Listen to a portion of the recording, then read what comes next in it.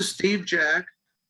All right, the recording has started, and I want to welcome everybody to the KEDA Annual Fall Conference for 2021. We were, as you know, going to be in Salina. We were going to be in Salina a year ago, and at some point, we'd really like to go to Salina. And I know Mitch Robinson would like us to see his beautiful central Kansas City. And we hope that we can be there in 2022. We're sorry that we are not there today. It was a kind of a tough decision by the board. We're kind of split whether to do it or not.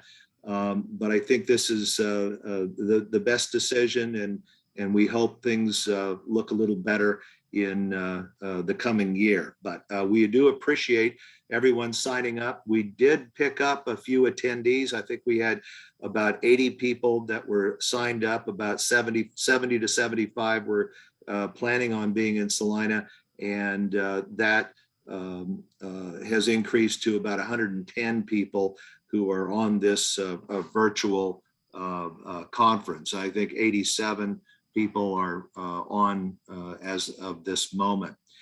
So everyone's mic has been muted. If you've unmuted your mic, hit mute, but the chat box is open.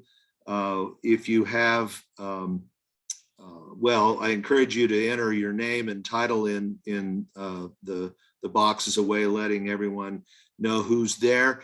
We will be taking questions throughout the presentations, so you can use the chat box. However, Carrie and I were talking yesterday about perhaps a simpler solution to that. And if at the end of Dr. Keel's presentation you have a question and you don't want to type it in the chat box, just raise your hand. And you can do that by going to reactions, and there is a place for applause and a place for several other items. But at the end, there's a raise hand, and you just click on that, and Carrie or Janet and I will recognize you. I do want to just briefly, I'm very excited about this conference. I think Carrie and her committee did a fabulous job of putting a well-balanced agenda together. We're going to start off with a couple of excellent speakers in Dr. Chris Keel talking about what's in store in 2021 and 2022, and then followed in about an hour by Lieutenant Governor Secretary Toland, who will be giving a keynote and talking about economic development in the last couple of years and moving forward into 2022. After that, we'll have a housing issues panel, followed by virtual corporate location decision-making presentation. And then we'll have breakout sessions that will cover labor information, travel tourism in Kansas, trade adjustment assistance in another breakout session, and Network Kansas at that same time. And then tomorrow, don't forget, at 8:30, we'll have a membership meeting. At 8:55, we'll get started again after the membership meeting. And apologies to those of you who tried to log in earlier. We were having a board meeting, which is just the board, and in preparation for today. The membership meeting at 8:30 tomorrow is for everyone.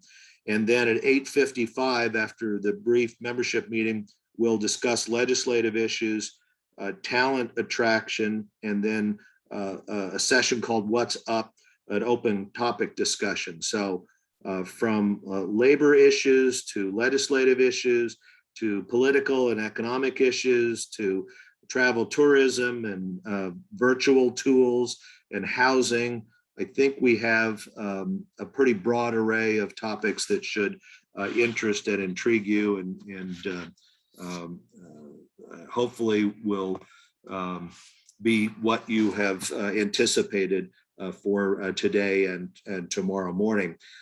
Before I introduce Dr. Keel, I want to recognize sponsors.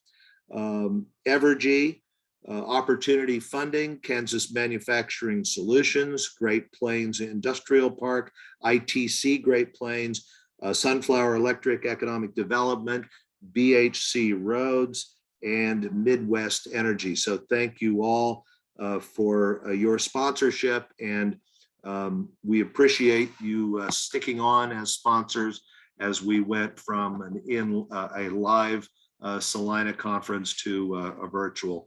We do really appreciate that.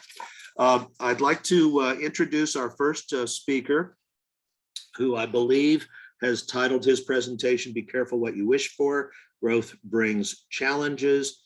Dr. Keel spoke at our LCDC annual meeting about 4 or 5 years ago, and he was so well received. We brought him back just a year or so ago to do our virtual conference.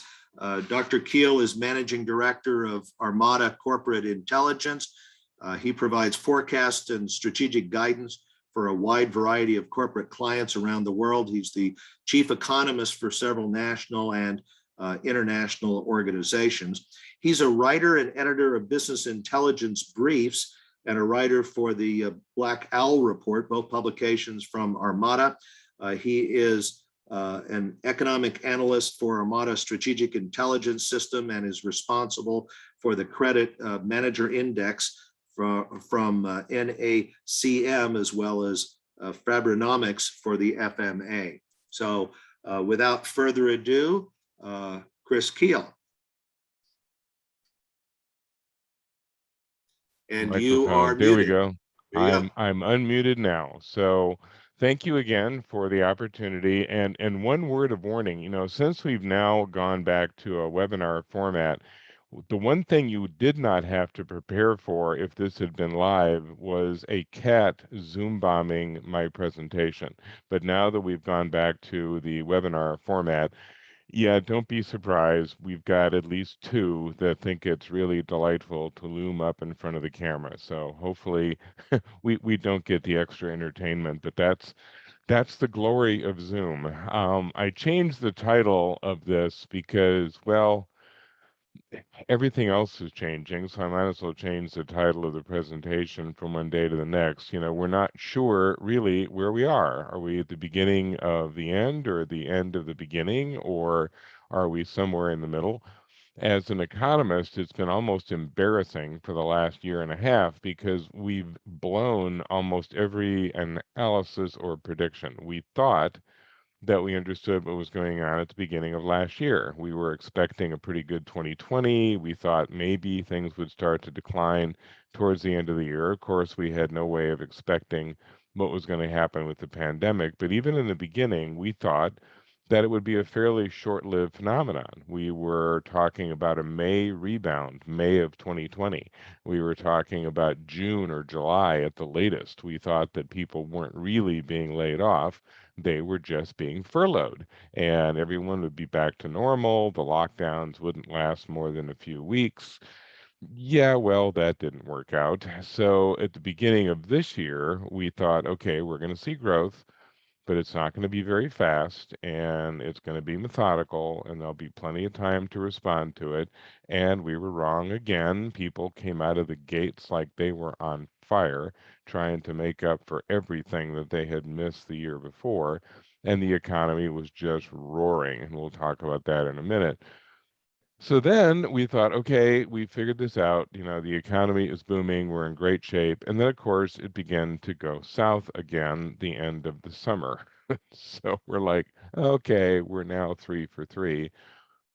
And just about the time we're sure that things aren't going to get very good for the rest of this year, we're starting to see some signs of recovery. So I guess I'm glad that I'm the first speaker because hopefully by the end of this, you'll have completely forgotten anything that I told you and will have been dazzled by the other presenters.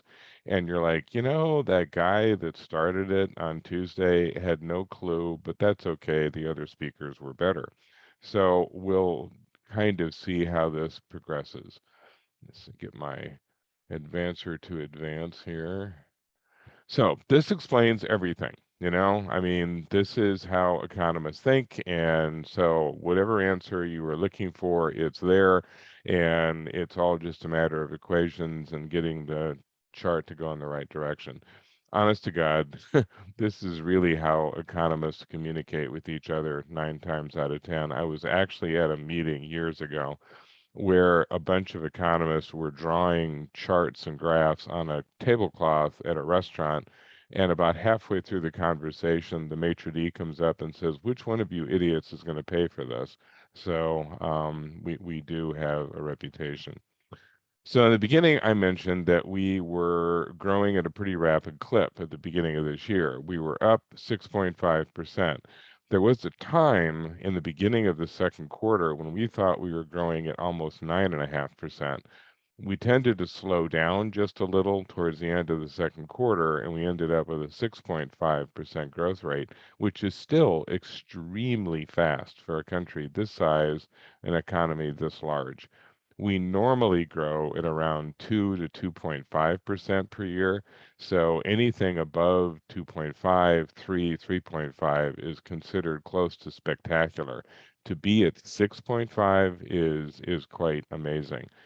We're still not, however, on the trend that we started to see in 2018, 2019. If we had seen kind of the consistent growth that we were seeing towards the end of 2019, we might have been up at a pretty impressive clip. I mean, in terms of the size of our GDP, we're a little bit short of it. There is some sense that we can probably catch up maybe by the end of this year, more likely into 2022, but we'll talk about that in a moment as well. So the good and the bad, and we'll get to the ugly in a minute. Quarter two grew at 6.5. We're expected to see Q3 at around 5%. Now, this is nationally. Kansas is generally in the same kind of bracket as the country as a whole. We're often within a half a point or a point of national numbers. We were a little bit slower in quarter two than we were at the national level, but we actually will probably be a little bit faster growing in quarter three. The Kansas economy responds to a few things that the rest of the country doesn't respond to as aggressively, and we'll talk a little bit about that as we go. The lockdown ended, but the rebound stalled just a little. I don't think we're going to be looking at any sort of repeat of the lockdown. As I said, nobody expected it to last as long as it did. And now that we know what kind of damage that kind of lockdown does, I don't think anyone wants to repeat it. We're going to be looking at all kinds of other responses, more vaccinations, more protocols, that kind of thing. But I don't think we're going to be looking at another actual shutdown. It's pretty obvious what kind of additional problems that brings without really giving us much of an edge on the pandemic. The service sector is still shaky, but it's not near the 2020 collapse. We've seen a lot of recovery, both in terms of businesses starting back up and hiring, but there's still palpable damage. You've still seen an awful lot of companies that just weren't able to survive that shutdown. Most of them in traditional areas that drive the service sector, restaurants and entertainment and hospitality and tourism and travel. Most of the indicators are still strong, and some of the ones that I've looked at just recently have actually improved over what they were a month ago, and we'll talk a little bit about that too. On the bad side, we are also getting inflation. Inflation is something that comes with growth, and when you get really rapid growth like we had at the beginning of this year, you can expect inflation.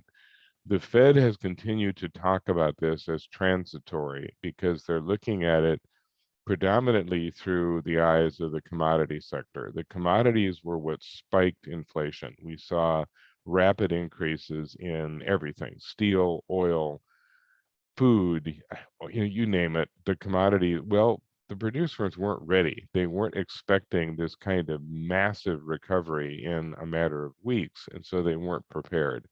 They had gotten stung in 2020 by having way too much inventory, which they got stuck with when the economy declined. They were not anxious to go full tilt back into production when they weren't sure where that demand was going to end up. So you ended up with higher prices for virtually everything. But we have started to see these decline, some of them very spectacularly. We've all seen the weird world of lumber this year. I mean, lumber prices hit absolutely astronomical levels and then promptly fell because the producers caught up. There were all kinds of reasons for the sawmills not to be at full production. They are now at full production. The housing sector is still strong, but when you get to the point that Lowe's and Menards and Home Depot are advertising, you can buy lumber again, you know that there's been a reversal in some of those prices. Oil prices have settled down. So that's why the Fed tends to look at this as transitory. However, the things that are still worrying when it comes to inflation, and we'll talk more about this, there's still a tremendous amount of money in circulation. The money supply is ridiculously high, and we're still seeing a little bit of pressure on the wage inflation side. The big concern is the core rate.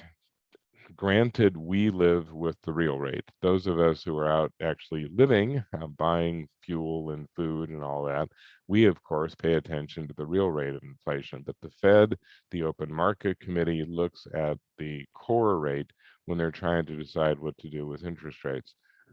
The Fed has been very consistent. We are not going to raise rates. We are not going to raise rates. They have burstly promised that they're not going to go up in the coming year. However, a couple things to be aware of that puts a little bit of a spin on this. Observers have for years tried to sort of track the commentary coming out of the Fed with this dot matrix tool, where they're more or less looking at what the Fed is saying, what its various members are talking about, and trying to figure out if they're in a hawkish mood or if they're in a dovish mood. That dot matrix has been shifting a little bit towards action even in 2022, not waiting until 2023. The other thing to be aware of is that the Open Market Committee has a rotating membership. There are different members of the regional feds on every year. These are the presidents of the 12 regional feds. There are 4 of them at a time, and they have 1-year terms. The 4 that are in place now are either neutral or dovish when it comes to interest rates. Starting in January of next year, 3 of the 4 that will be coming on to the Open Market Committee are hawks, and fairly aggressive hawks. You've got Esther George from Kansas City and Loretta Mester from Cleveland and Eric Rosengren from Boston. The only dove that's going to be in that group of 4 is Jim Bullard from St. Louis. So all of a sudden, you're going to have a block of interest rate hawks, people who've been trying to get rates up for years, and not just because of inflation, but because what it's done to people who are trying to save in a traditional way, the kind of encouraging of the stock market, et cetera. Just something to be aware of. It doesn't mean that they're going to be able to sweep the Open Market Committee, but for those of you who like to do Fed watching, that's something to keep your eye on. Other problems, too few job seekers. People who didn't really understand the labor market were looking at all of the people coming off the unemployment rolls saying, well, that ought to solve the problem. The challenge is that the vast majority of the people who were getting assistance were out of the service sector. These are people who lost their jobs in the service sector. Where the biggest labor shortages exist, manufacturing and construction and transportation and healthcare. These people are not qualified for those jobs. So that labor shortage is just as present now as it was. Very, very few of the people that came off the unemployment rolls made their way into those sectors. Those sectors are still screaming for employees, and that's a problem we can talk about in extreme detail at some point. I do a lot of work with Kansas Manufacturing Solutions, and every single time I do a talk for those guys, it seems like it's labor, it's labor, it's the labor supply. And they're like, God, can you talk about anything else other than the labor supply? I says, yeah, but you know, it's important. So we continue to beat on that. And frankly, Kansas is doing as good a job as any state in the country in terms of trying to train people for those jobs. We've got good trade schools, good community colleges. We're doing our best, but it's a big task, and it's something that's going to take a lot more energy in the years to come. The vaccination pace has stalled. It's not bad. We're at about 60%. Europe is maybe around 70%. But the notion is that you don't hit herd immunity until you're around 80%. So we're still short of that number. And we'll talk a little bit more about what that means as we go. So here's the ugly. We know this already too well. The supply chain has continued to deteriorate. Later, we're going to talk about one of the mere positive things that's coming out of the supply chain crisis. I mean, there's not a lot positive right now. I mean, we're certainly seeing shortages of everything. We know the automotive sector has been hit hard. You know, GM is just now starting to reopen some of its operations because they're finally able to get some of those silicon chips. Port congestion is ridiculous. As recently as a week ago, there were 45 container ships that were stuck off the coast of LA Long Beach. Some of them are not going to be able to unload until October or November, and they're carrying Christmas stuff. So retailers around the country are like, if the Christmas stuff doesn't show up until March of next year, it doesn't do us a lot of good. So a lot of concern about the supply chain, but we'll talk about the silver lining here in a minute. Labor shortage is still bad, 10.3 million jobs going unfilled. Most of them require skills that people don't have. Pandemic fears are back, obviously. We were going to meet live, but we're still concerned about this kind of stuff. Just on a very personal observation, I'm back on the road again. I'm traveling again. So I'm getting an opportunity to sort of see how this is playing out in different parts of the country. So last week, it was kind of a typical back to my routine week. On Monday, I was in Washington, D.C. On Tuesday, I'm in Chicago. On Wednesday, I'm in Des Moines. On Thursday, I go to Phoenix to give a talk on Friday and then home. Very different reactions in all four places. Washington was very, very careful. To attend this conference, you had to prove that you were vaccinated, and you had to be willing to submit to a test if you didn't have a recent enough vaccination. Very, very strict. Chicago, this was Fab Tech. It was a big industrial show. Recommendations that people take concerns. Most people probably, I think most people were masked to a degree, but it was uneven. Then when you get to Iowa for the Motor Truck Association, there was not a mask to be seen. It was transportation sector, not much interest in it at all. When I got to Phoenix for the sanitary equipment manufacturers, again, kind of half and half. And some were concerned, tended to be when you were in a more public environment. So people are still grappling with how to go forward with all this. Consumers are retreating a little bit, but again, we're not seeing the mass closures. Major fault lines are developing globally. They've been developing for a long time. More chance of confrontation between the US and China, which is kind of driving some of the supply chain changes, which we'll talk about in a minute. So, pandemic fatigue, like I said, we're around 60%. Personally, I think COVID was introduced by Zoom deliberately. This was a way to increase their stock price because we're all, Zooming instead of seeing each other in person. The choices really have been narrowed as far as the country is concerned. It's either pursue vaccinations, do something to renew the lockdowns, or figure out how to accept some level of infection and disease. How do we manage this? We can't eliminate it. We can't lock down. It's one of these rock and a hard place kind of choices. So if you look at Kansas in specifics, and you're going to be doing that for 2 days, so I'm not going to spend a lot of time on this. Those with better information and data are coming later today and into tomorrow. But the couple things I wanted to point out, and you know it, but a lot of other people, virtually everybody in the country, just assumes that Kansas has nothing but wheat And all we do is grow food, and apparently all we do is eat food because we're the sixth fattest state in the country. The reality is we're a manufacturing state. We're an export state. We are a state that is very, very prominent in a number of industrial sectors, most obviously aerospace, but food and beverage and the like. I mean, of the projects that are on the books right now, 17 of them are in manufacturing, and 8 of them are distribution and warehouse. So people don't recognize the diversity of the Kansas economy to the degree that they probably should. And even Kansans have a tendency not to really see the state in its whole. You know, they look at a part of it. Obviously, people in Wichita know the importance of aerospace. I'm not sure that my area around Kansas City really grasps what Wichita's role in that world is. And agriculture is kind of seen as a given, but all the stuff that goes along with agriculture is sometimes missed.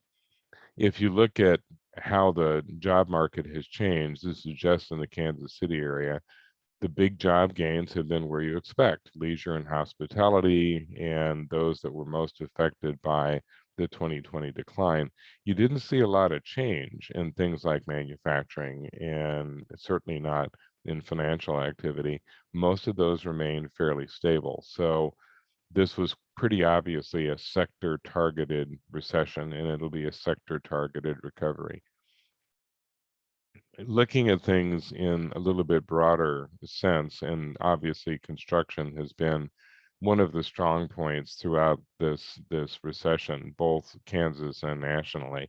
We're now starting to see housing level off a little bit, but level off at a very high level. I mean, there's been a 26% growth year over year. Lots of things have been driving housing, mostly the mortgage rates, but it's not just that. It's millennials coming into the market, coming into sort of prime home buying years. They're starting families. They were slow. I mean, quite frankly, the millennials were the slowest of the cohorts to get into any of that. Those of you who are boomers, and I'm one of them, you remember that when you were like 20 years old, your parents were all over you, like, it's time to have children. Come on, let's go. Start a family. I want grandkids, buy a house, let's go. So at the age of 20, your dreams are shattered because now you have kids. Millennials looked at all that and said, "Oh, no way. I don't want one of me. What's this nonsense about children are the joy in your life? When was I ever the joy in your life?" So the millennials are like, they put it off. And now that they're in their 30s, they're like, okay, yeah, well, maybe. And they're starting to get into home buying. At the same time that you've got people leaving more congested areas to move further out. That hasn't been a big driver in Kansas. I mean, Kansas City is not an overly congested city, neither is Wichita, but you can really see that exodus in places like Chicago and LA and New York. I spend quite a bit of time in Chicago because I do a lot of work with groups up there, and it's just amazing how those communities that are on the outskirts of Chicago have just swelled in the last year or so. The non-residential side hasn't been doing as well, but it's starting to catch up. That little red dot 3 months ago showed a 44% decline, not a 4% decline. You're starting to get a resurgence in things like warehouse and distribution. You are not yet seeing a lot of activity on the office side, but it's not as moribund as it was. It's beginning to stabilize a little bit. A lot of different ideas about what to do with office construction going forward. We've seen, as I said, commodity prices doing weird things. Steel hit prices that it had not hit ever, but is now starting to come back down. This is all due to miscalculation. The steel producers were not expecting this kind of demand, and when they started to see it, they had a decision. Do I really try to keep up with this demand? Is the demand real or not? And so if you're a steel producer, and I just spoke to a steel group about 2 weeks ago, and they're like, okay, yeah, we see the demand. We do. I mean, the prices are ridiculously high, but our three biggest markets are automotive, construction, and oil and gas. We don't know what's happening with any of those. The auto sector is still kind of stuck waiting for silicon chips, and so they're cutting back production. Half the plants in the country are shut down, at least partially, so they're not buying steel. The office building environment is shot, so we're not seeing as much construction going on. Residential doesn't do us any good at all. People don't make their houses of steel, they make them out of sticks, and we're not seeing any of that. And then we don't know what's happening with oil and gas either. I mean, right now, the demand is down, and a lot of conversation about not supporting fossil fuels, and we want to go electric and we want to do that. So, like, so, do we really have demand going forward enough to justify jumping in and getting aggressive about our production? And bear in mind that most of the steel that's produced in the United States is produced from scrap. And that creates a problem too, because we're not getting as much scrap as we used to. It's not a produced product, it's a harvested product. Not as many teardowns. There's not as much steel in cars as there used to be, and cars last longer. I mean, they used to be able to count on pulling a lot of steel out of a car, and they could count on people junking them when, 6 to 7 years. Average age of a car now is 12 years old. And as we all know, every time we hit something, there's not a lot of steel in that car anymore. It's a lot of plastic. And therefore, the steel sector is kind of nervous about what their future looks like. We've also seen a radical change in steel production coming out of China. We won't go into details there, but just suffice it to say the Chinese are using more of their own steel and trying to reduce production for political reasons. And that has reduced the number of exports around the world. We don't actually get a lot of steel from China. The biggest exports to the United States when it comes to steel are from Canada, which accounts for almost 30% of our imported steel, and Mexico, Europe, Japan to a degree, Korea. China's not even in the top 10, but they are globally a big player. So when they start to reduce their output, the rest of the world ends up buying more of the steel from Canada and Mexico and Brazil and Europe and the places that we buy it from. Oil prices have come back up. Probably will not go a lot further than they have, because the oil majors don't really want prices much past 80 bucks a barrel. The reason for this is simply that when it hits 80, 90, 100 bucks a barrel, all of these marginal producers start to come into the market. The Guinea-Bissaus and the Bolivias and the Chads, and they chip away at the market share that the majors have. So OPEC and Russia and Canada and the US, we don't like that competition because they undercut and they end up competing on the spot market, et cetera. So when it starts to get up around 90 bucks, 85 bucks, the big producers produce more, trying to kind of put the price back into that range. Ideally, if you look at most of their assessments, their sweet spot is 70 to 85 bucks a barrel.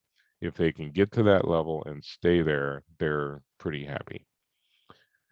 We're getting back to work, but slowly. We're probably nationally a little less, well, about a third, a little less than a third of people have come back to the office. It differs radically where you are in the country. In Texas, it's close to 50%.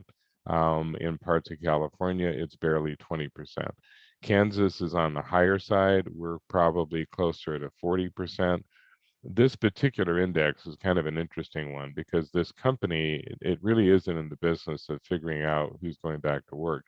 They're the people that make the swiping systems that people use to get into and out of their buildings. So they're literally just counting the number of swipes, so they can tell that people are coming back to work in a given office building or not, depending on who's swiping in and who's swiping out. So they're kind of limited in the sense that they're only going to be able to track those office environments that have some kind of a swiping system. The estimate, as I said, that Kansas is somewhere in between those high numbers that you get in Dallas and Houston and elsewhere, and the low ones in California, probably close to 40%. But that's still a fairly low number, and that's one of the things that has got the oil sector concerned. They know that the number one thing we spend money on when it comes to fuel is commuting. And if we're not going to the office, we're not commuting. And one of the big questions is, will people continue to stay remote? Chances are that a significant part of the population will remain working remotely, but it depends a great deal on what you do for a living. I talk a lot to accountants. I am the economist, more or less, for 12 state accounting associations. Accountants could care less. They don't work next to people anyway. They work alone in their office, they work alone at home. So they have been very adaptive and they're like, this is no big deal. We work from anywhere. People who are in sales, people who are in collaborative jobs don't like working remotely. It's very difficult for them to do their work. Salespeople in particular are really chafing under this system because their whole their whole motivation is relationship building and getting to know their customers, and that's really hard to do. It's a very kind of truncated system, and a lot of it has to do with the way that we've adapted to remote. When we first started doing this, and this is just a personal observation, back when this was brand new, you tended to see a lot more people on camera. People thought, well, okay, I'm Zooming, so I need to be on camera. Well, after a while, we thought we don't need to be on camera. We'll just listen and put our name up there. If you're doing what I'm doing right now, not a lot of feedback, no faces, nobody to see. I don't know if anybody's listening to me or not. I can tell jokes, and if the cats aren't laughing, then I don't know if it's going over or not. So it's kind of isolating, and for a salesperson they're running into the same problem. It's kind of like, okay, I made my pitch. Gee, I wonder if that even made a dent. I wonder if anybody heard me. Is anybody there? Am I just talking to myself? So we're going to see a real division in terms of who wants to go back to work, who doesn't want to go back to work in a formal setting. We're in a very strange logistical crunch right now, probably the worst situation we've seen in a long time, because everything, transportation, warehousing, inventory, is all at a very high level. And the index is a 100 level index. So we're all very close to the top of that. 50 would be considered a normal state. And obviously, we've not been anywhere near that for a while. Lots of changes coming because of the pandemic, particularly when it comes to warehousing and transportation, which we'll talk about in a little bit more detail. There's been a major capacity crunch that is affecting the smack dab middle of the country. Kansas is right in there. The load to truck ratio is averaging 7.5, twice as high as it was in 2019. That basically means that there is 7.5 loads for every single truck. So if you're looking for transportation and you can't find it, that's why. There just is not enough transportation. And it isn't really because we're short of trucks themselves. We're short of drivers. We don't have enough people to drive the trucks that are available. And there's been industry consolidation to add to this. I gave a talk not long ago to the Used Truck Association. And the drill with used trucks is that the big fleets will buy new trucks, use them for 4 or 5 years, sell them off to used truck dealers who sell them to smaller trucking companies and independents. They have had to hire translators that are fluent in Slavic languages and South Asian languages, because many of the new drivers now are from Slavic countries, Russia, elsewhere, and from South Asia. And it creates some interesting dilemmas. I mean, not a week after I'd given that talk, I'm in a truck stop and I hear a bunch of guys in the corner speaking Russian. And just kind of full disclosure of my misspent youth, I actually started out as a Soviet and East European studies specialist. I was going to study the evil empire and become a spook, and I had it all worked out, and then the Soviet Union went out of business in the middle of my PhD. So I had to metamorphose into a more normal economist. But I managed to learn Russian during all that period. So I'm listening to these guys. And so I walk up and said, so you're Russian drivers. How come so many Russian drivers? And the guy looks at me and says, we are Russian. We have Russian women as wives. We want to be on the road as much as possible. So a little cultural insight there, but it's affecting the entire industry. And the shortage of drivers, the average age of an over the road driver now is 60 years old. And that's not going to be getting any better anytime soon. We've seen a little bit of a slip in manufacturing. As I mentioned earlier, Kansas is a big manufacturing state, whether people are aware of it or not. This is something that we developed as a company. It's the strategic intelligence system. The guy that built this for us is a retired lieutenant colonel who adapted sort of military and analytical techniques and battlefield analytical techniques to variable research. It's mind-numbingly complex, but it has been about 96 to 97% accurate month to month. What we saw last month was a little bit of a dip showing up in 2021. It's now a bit more pronounced and kind of getting back to where we were kind of at the beginning of this recovery. So the good news is that even with these dips, we're still far ahead of where we were, obviously, in 2020, but even about where we were when all of this started. So we're seeing some pretty solid growth. The importance of manufacturing really cannot be overstated. There's a tendency to kind of buy into this myth that we're no longer a manufacturing nation, which isn't true. Part of the reason we think this is that we collect data in sort of unusual ways. One of the things you'll always hear is, well, there's only about 9% of the working population in manufacturing. That's because we only count people who are on the line in manufacturing as in manufacturing. If you work for the Ford Motor Company and you are not putting a car together, you are not in manufacturing. This will come as a great shock to the person who's worked for Ford for 20 years. It's like, hey, I may be in accounts receivable, I may be in HR, I may be in design, I may be in, but I'm in manufacturing. I work for a manufacturer. So if you start to compute who people work for as opposed to what they actually do, manufacturing accounts for almost a third of employment in the United States. And then you can extend it further by saying, well, what if you're an accounting firm that has a manufacturing practice? Well, those accountants are in manufacturing because they're servicing anyway. You get my drift. It's a very important part of the economy. We tend to overlook it at times. And the fact that it is growing and recovering is a good thing, but we're also a little concerned about that dip, predominantly driven by the supply chain problems. So if you want to know why we're getting that dip, it has a lot to do with the supply chain shortages. If you look at this more historically, we came roaring back and we're doing quite well. And we basically recovered a lot of the momentum that we lost, but it's beginning to slacken a little bit. That pronounced dip is still supply chain related. The good news with that is that if the supply chain issue gets solved in some way, that begins to reverse. And the variables that are driving that down would begin to play a less of a role, and you would see a bit of recovery. But at the moment, we're still contending with supply chain. This I just put together this morning. As mentioned in the intro, I'm the economist for the National Association for Credit Management.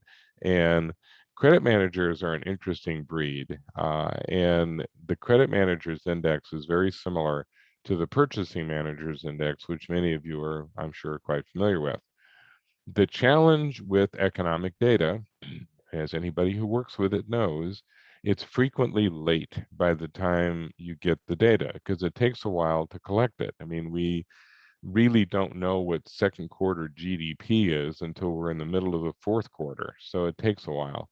The more current data comes from surveys. The trouble with surveys is that they're often skewed. They're either being fudged in some way, people are not answering honestly, or they just simply don't know how to answer it. My least favorite surveys are consumer confidence surveys, because people get a phone call saying, "Are you feeling confident?" Sure. How come? I don't know. It's a nice day. What do you want from me? The average person doesn't really know how to answer except just emotionally. We've known over the years that people are far more confident on Friday than they are on Monday. So you almost have to ask, when did you ask the consumer? If you ask them on a Monday, well, they're depressed. It's Monday. But if you ask on Friday, they're all happy because they're thinking of the weekend. So then you go to an index like the purchasing managers or the credit managers. A purchasing manager doesn't really know enough to lie. So if you ask a purchasing manager, are you buying more or less steel? He'll say more. And you'll say, why? And he'll respond, I don't know. I don't even know what we make. I'm just supposed to buy things. I don't know why. I'm just the guy that does the buying and I'm trying to find a good price. And I don't care why. It's my job just to buy it. So you get 100% accurate data. They're either buying more, buying less, or buying the same. You go to a credit manager and you say, are you seeing more or fewer accounts out for collection? More. How come? Because they're not paying us. You do know how this works, don't you? I don't know why they're not paying us. Maybe they're jerks. Maybe we're jerks. I have no idea. They're just not paying me. And if they keep it up, I'm putting them into collections. So we ask them a whole series of questions related to trade credit, two different categories, favorable and unfavorable. The favorables are things like sales, applications for credit, dollar collections, amount of credit extended. We have the same index that the purchasing managers have. So anything over 50 is growth, anything under 50 is contraction. Right now, those favorable numbers are in the high 60s, even low 70s. Sales got back into the 70s this month, mostly why we see a little bit of the green increase there. The unfavorables will include things like disputes and accounts out for collection and slow pays and bankruptcies and customer deductions. Those also improve just slightly, but are a little less impressive. They're in the favorable category, they're in growth, but only by the skin of their teeth. I mean, we're looking at 50.6 and 51 as compared to the 60s and 70s. One of the categories, slow pays, is actually in the 40s, so it's fallen into contraction. But the credit manager is kind of at the very beginning of a lot of processes. If people are going to buy machines or buy inventory, they're having a conversation with the credit manager first. So those of you, and we'll talk more about this at the end, but those of you who just love data, let me know. I'll be glad to send you the credit manager index in all of its glory. We have a manufacturing breakout, we have a service breakout, and hey, because I do this thing, I can send it to anybody who wants it. So let me know if that interests you. You can walk around the office bragging that you know what credit managers are thinking. So I mentioned that I was going to talk about something positive coming out of the supply chain, and here it is. Reshoring is now a hot item. This was something that's been talked about for a long time, but it never seemed to really catch fire. It is now catching fire. 46% of the people surveyed in China alone are going to relocate, both manufacturing and sourcing. 74% are looking at alternative Asian markets, but 37% are looking at the United States. Reshoring and nearshoring are expected to shift nearly $1 trillion back to the US market or close to the US market.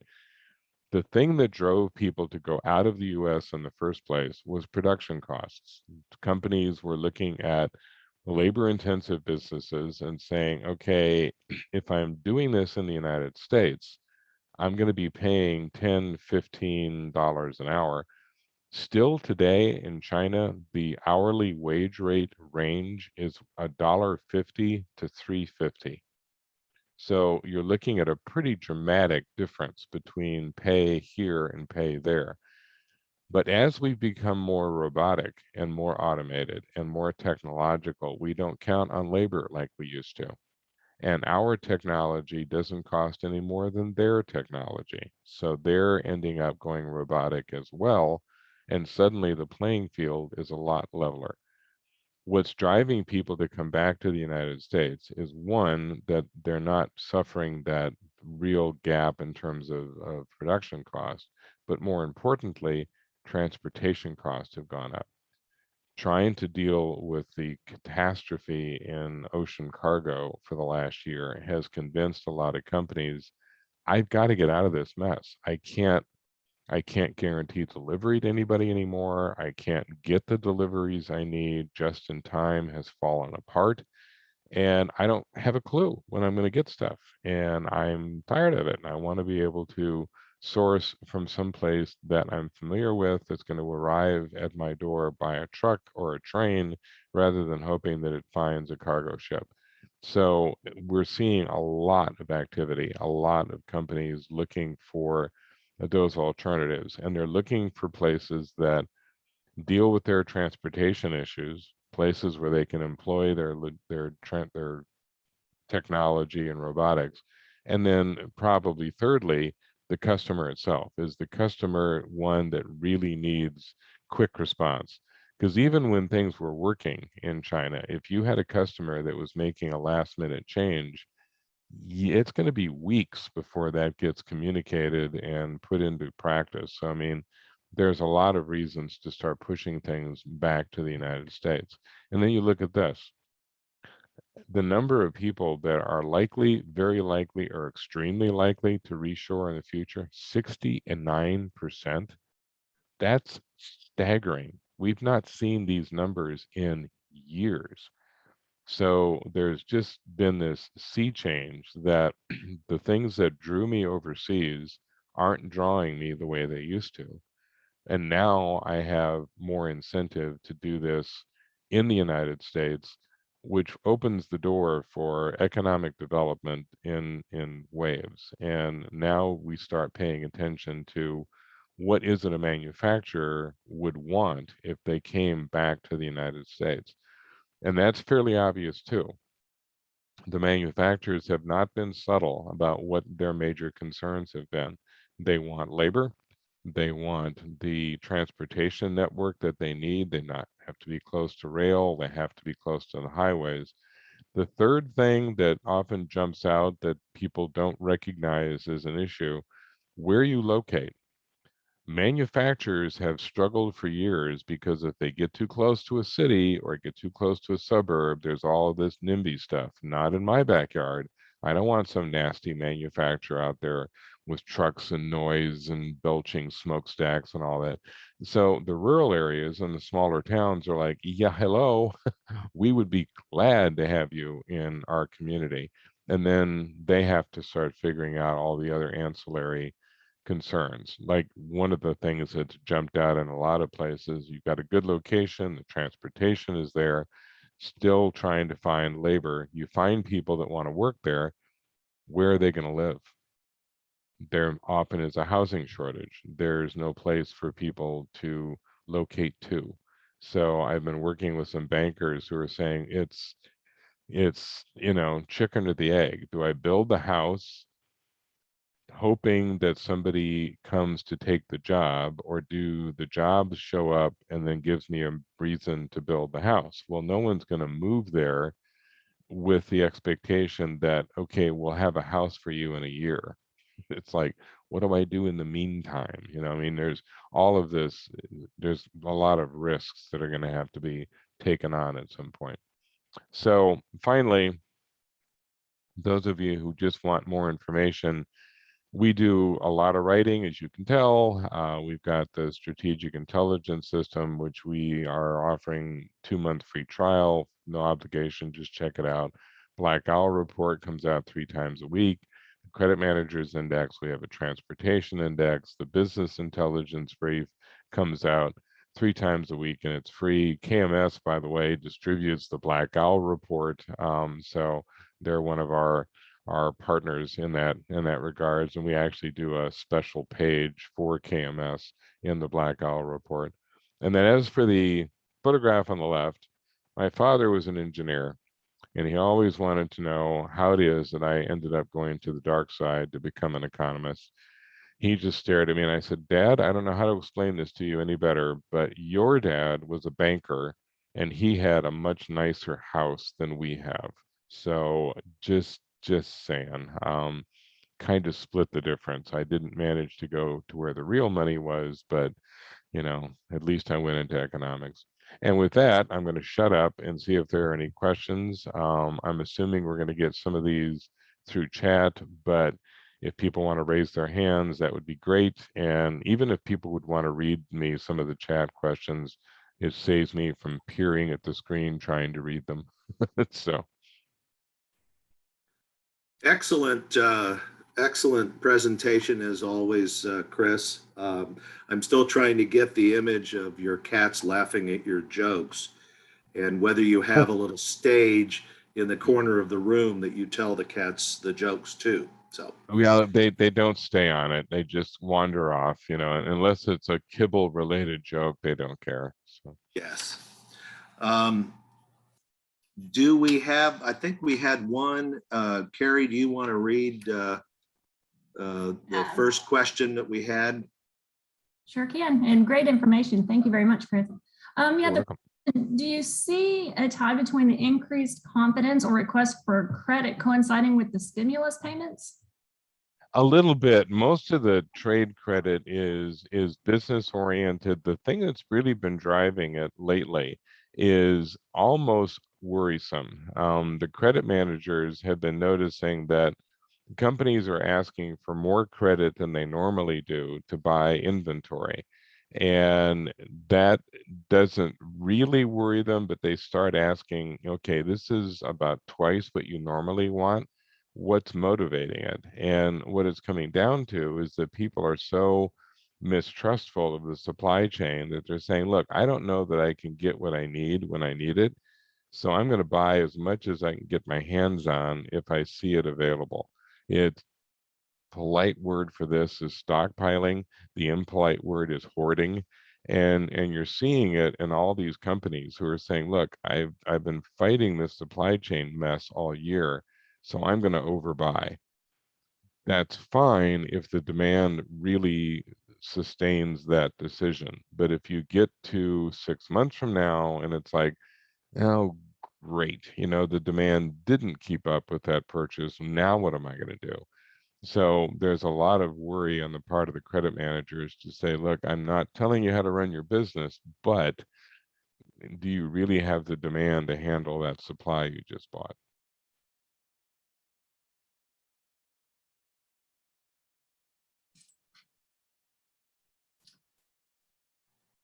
Thank you for that. Toilet paper, yep.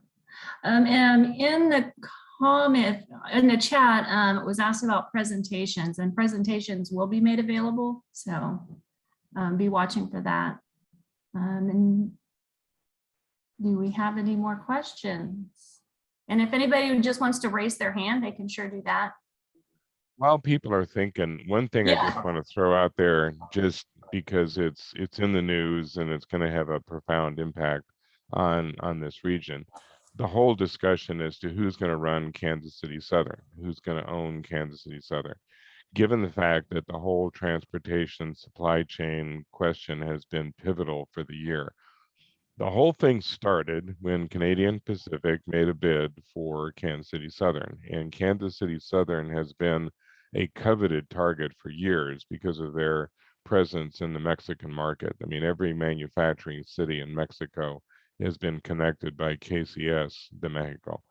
So Canadian Pacific started it. Canadian National didn't want Canadian Pacific to do this, so they jumped in.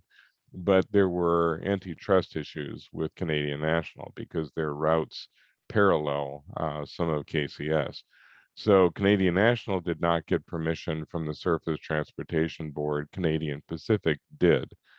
What this means for this region is that both of those companies have the same stated aim.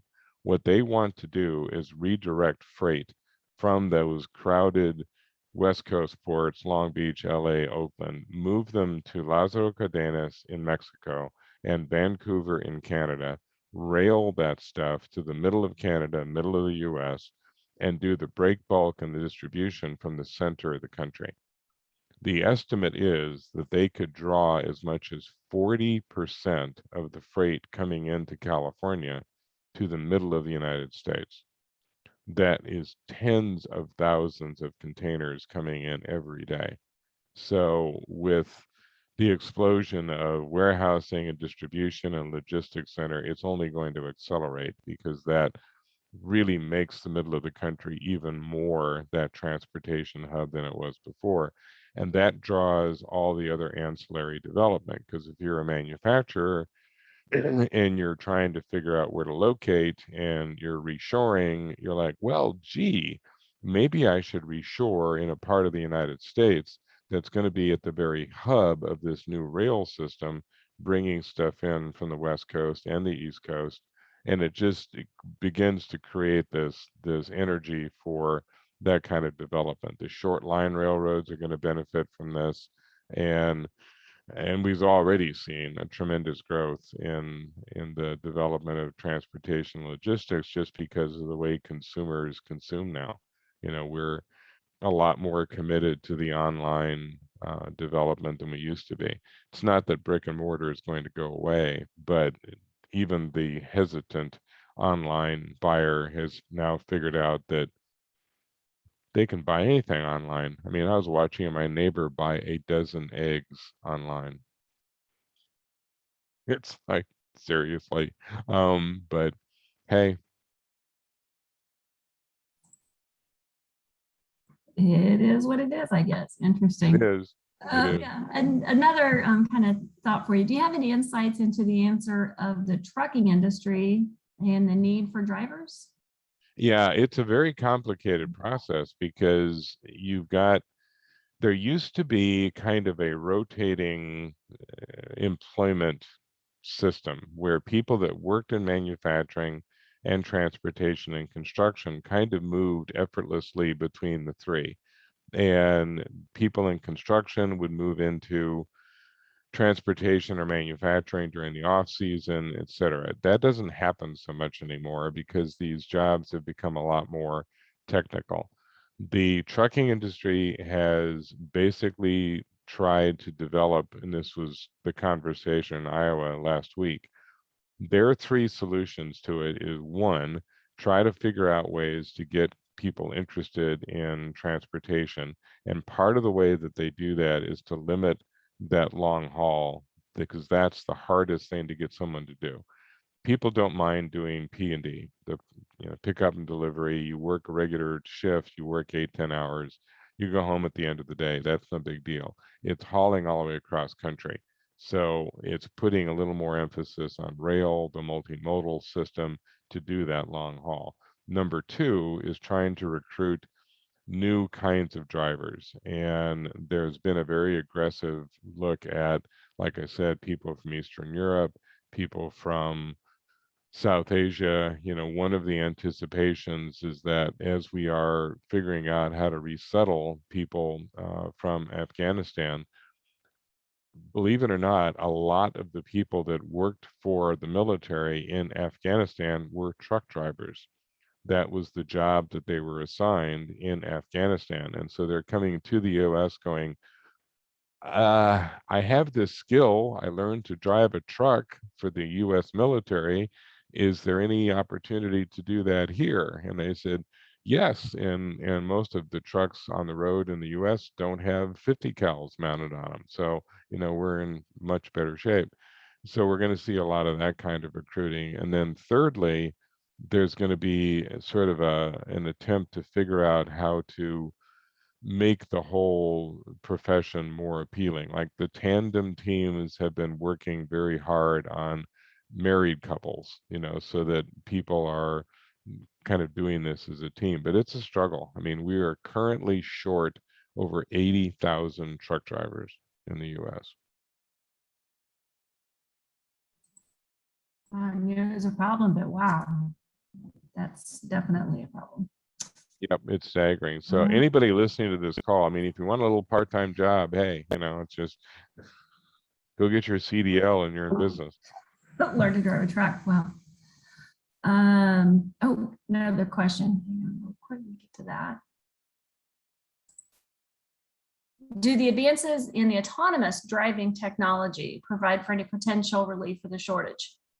It could, and that's one of the things that trucking is looking into, particularly when you're talking about out west, because the challenge is probably many years off before they can be delivering in a city. But if you're hauling across Montana or hauling across Kansas, there's a long stretch of pretty straight highway that you can run with an autonomous vehicle and get it to a distribution center and then break it up.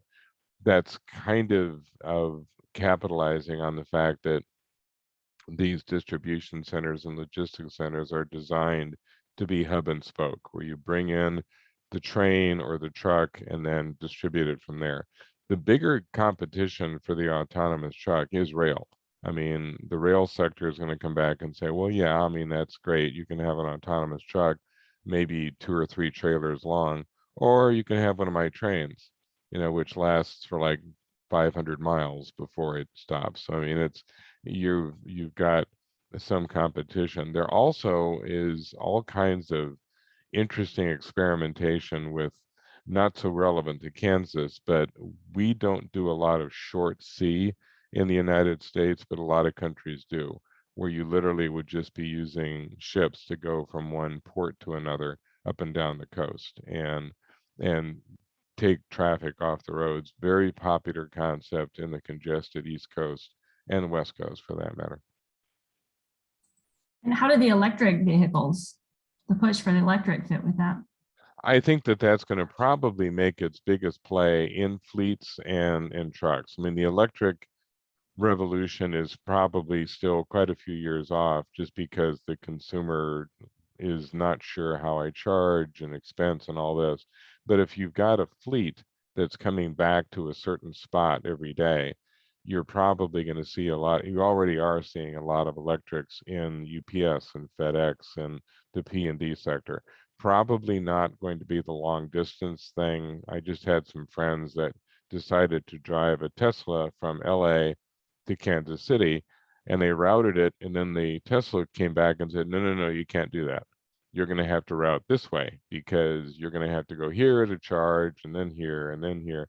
So they said, yeah, it was like 300 and 400 miles longer than it would have been if I had a plane car, because I had to keep going where there was some place to charge. The trucks won't do that, obviously, but if you're looking at inner city delivery, that's a very real possibility and already is. I mean, you've got a lot of those delivery operations going electric.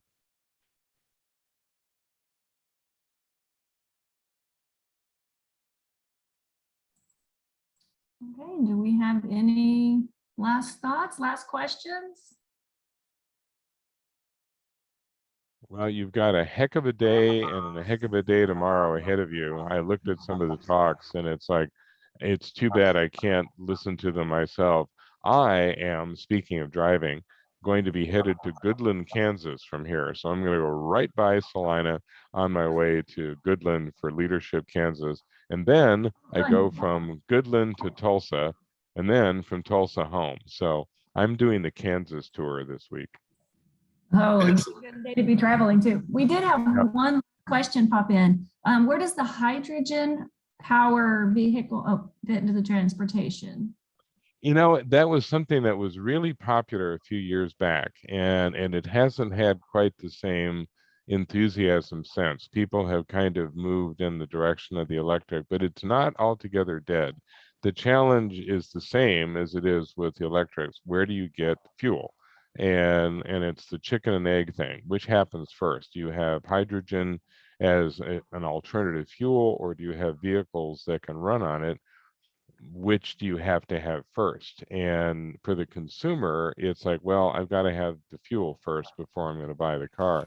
But again, the fleets and groups that can have a hub that vehicles can come back to, there are already around the country hydrogen fueled buses and hydrogen fuel delivery vehicles, not as common as you're seeing with electric. But honestly, I think as we go forward, we're going to have an awful lot of fuels all available at the same time as we sort of figure out ways to maximize. All of natural gas is still out there.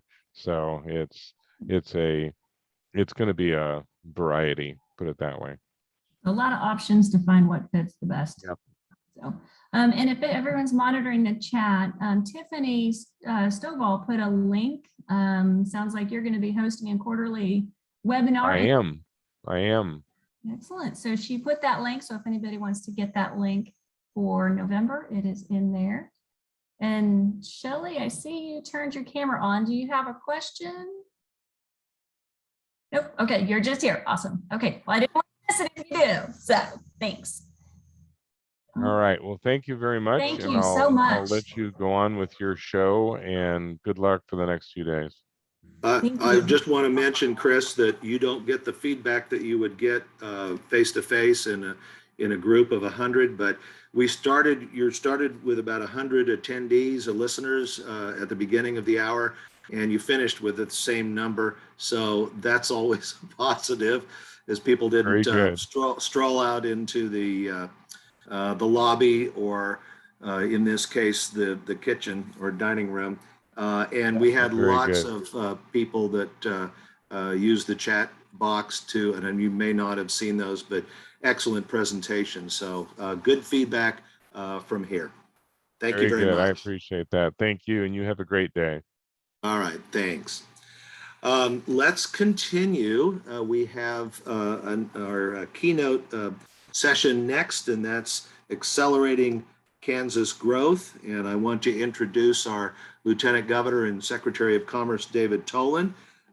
David is the 52nd Lieutenant Governor of Kansas, and he also serves as Secretary of the Kansas Department of Commerce. In fact, I think by my count, he's the 3rd Lieutenant Governor to also serve as Secretary of Commerce, or the other way around, Secretary of Commerce to also serve as Lieutenant Governor. Tolan was appointed Secretary of Commerce by Governor Laura Kelly in January of 2019 and Lieutenant Governor in January of 2021. As Secretary of Commerce, Tolan has overseen sweeping changes within the agency. As most of you know, under his leadership, the department has rebuilt its in-state, domestic, and international business recruitment teams, launched the state's Office of Broadband Development, reestablished Community Development Division, Kansas Main Street Program, the International Division, and launched the state's first new economic development strategic planning process since 1986. And these efforts and more resulted in more than $2.5 billion in new capital investment by businesses in Kansas in 2020, an increase of nearly 80% over the previous year and the highest in state history. And it just goes to show you that if you hire back your sales force, your sales go up. So congratulations for success in 2020 and also in 2021. And we look forward to hearing from the Lieutenant Governor, Secretary of Commerce, David Tolan. Hey, thank you so much, Steve. And to your point, it's not rocket science. You need to have a sales force. You need to have economic development professionals to go out and work economic development projects. And so I'm glad that we've been able to kind of just focus on the blocking and tackling and, just good best practices in economic development. That's at the core of everything we've done here at Department of Commerce and in partnership with all of you. I feel like this is, talking to KDA is like my report to the shareholders of sorts. You are our partners in this work. We can't do our work without you. And you are the most immediate stakeholders that we have at the Department of Commerce. And so I'm always grateful to have the opportunity to talk to KDA and more importantly, to hear your questions and have some conversation back and forth. So if my team can start the PowerPoint, please. And we're going to jump right in. So go to the next slide. Just to walk you through, we've got, we're going to talk about some things that you already know as far as where we stand, looking back, and then talk about Spark a little bit, which I know folks are interested in, and then also talk about the 21 and 22 legislative sessions, what we got done this year, thanks to the partnership with so many KEDA members who were on the call this morning, as well as our private sector partners, and then talk about what we need to try and get done in 2022. And that's where we want to hear from you, because a big part of how our legislative agenda gets set is through these conversations with KEDA and its membership. So next slide, please. We've got a focus at this department on people. When people talk about the Department of Commerce having been hollowed out in the Brownback administration, that was about money. That was about challenges from the legislature to the notion that we should even exist, and all of that had an impact on human beings. And so my first priority here was to try to invest in our folks that are already here at the Department of Commerce and kind of breathe some life into those folks, because they are the backbone of how we are put together. But we also had a lot of vacant positions here. And I was curious the other day in preparing for this presentation, how many folks we had hired. And just as far as kind of core commerce staff, this doesn't include workforce services, which is more than 50% of our agency. Just kind of in the core Department of Commerce Curtis building, I've hired almost 40 new people, and this is in order of when they were hired, just some highlights here. So we've been able to bring a lot of talent into the agency to add to the amazing talent that we already had here. We just didn't have enough people before. And so thanks to Governor Kelly's commitment to rebuilding this agency and rethinking how we do economic development, I'm very, very proud of the hires that we've made and the impact they've been able to do alongside the folks who were committed and who hung in here through all the, through some very challenging years. So highlights there. Next slide. I thought I would just kind of quickly take you through what it's meant in the last 2.5 years to do business differently in the Department of Commerce and under Governor Kelly's leadership. It gets easy to forget how bad things were when we took over, when we were talking about 4-day school weeks, when we had kids sleeping in hallways in office buildings as part of the foster care system, just the complete wreckage that we had been left with in state government. So if you take the Department of Commerce and how it has benefited from this new approach, first, we've got a stable budget.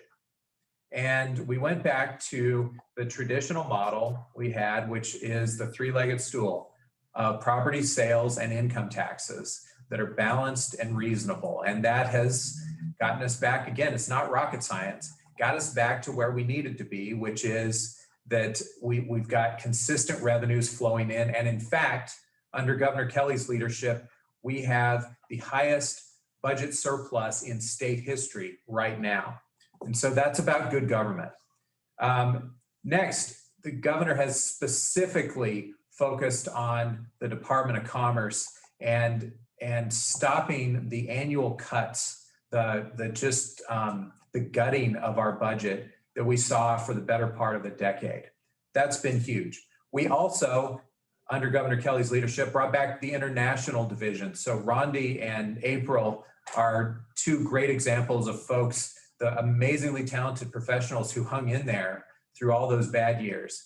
But they can't do everything on their own. And so we've been able to bring in Jeff Willis, we've been able to bring in Rosie Nichols, and we've got Cheng Liu as well in that division, who are able to take us to new heights together because we've got adequate resources to do the job. We also brought back the Kansas Main Street program, which is a highly successful model that all of us who have economic development, community development backgrounds know works, but which had been ended in 2010. And so we're not just back with that, but we've grown that program and established the new affiliate program, which, if I remember correctly, is over 30 very small Kansas communities that are affiliates now and able to take advantage of that Main Street model, but maybe without, in a way that recognizes that not every community can afford an executive director, but you can still get better using that model. Governor Kelly also is the first governor in Kansas history to create an office that is specifically focused on rural issues. Office of Rural Prosperity, which is headed by Tricia Purdon, has come a long way in a very short period of time with its focus on making sure that rural communities have the supports they need and that we are doing tangible physical things that make a difference in those places. Something I'm excited about right now that's happening, partnership between ORP and the Kansas Creative Arts and Industries Commission to do 5 murals in Kansas communities. These are the kind of things, small quality of life investments that can really pay off in big ways, just in terms of changing the attitude of communities for the better, helping to retain residents that we've got and be attractive to prospective residents, prospective businesses.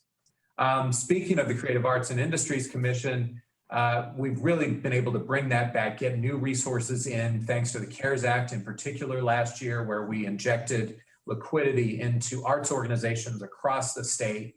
And, so it's so important that we have a robust Arts Commission, and particularly after that having been abolished a number of years ago in the last administration. And so that's been brought back to life.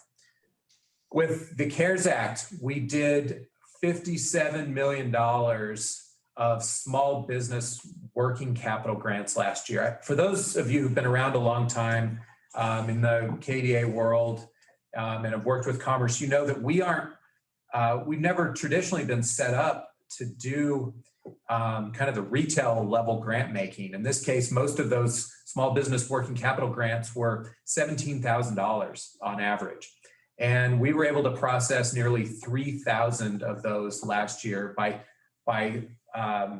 quickly, and I know this word is tired and everybody sick of it, but we pivoted and we put people to work in different ways because the need was there with small businesses. And so very proud of our team for its creativity and its ability to adapt and evolve rapidly in response to what Kansas businesses needed. That's not the type of work we traditionally do. And we've gotten more back to our traditional work of working with site consultants and companies. But what we did last year, I'm proud of, and I think we got the capacity to do it again, if heaven forbid we should have to.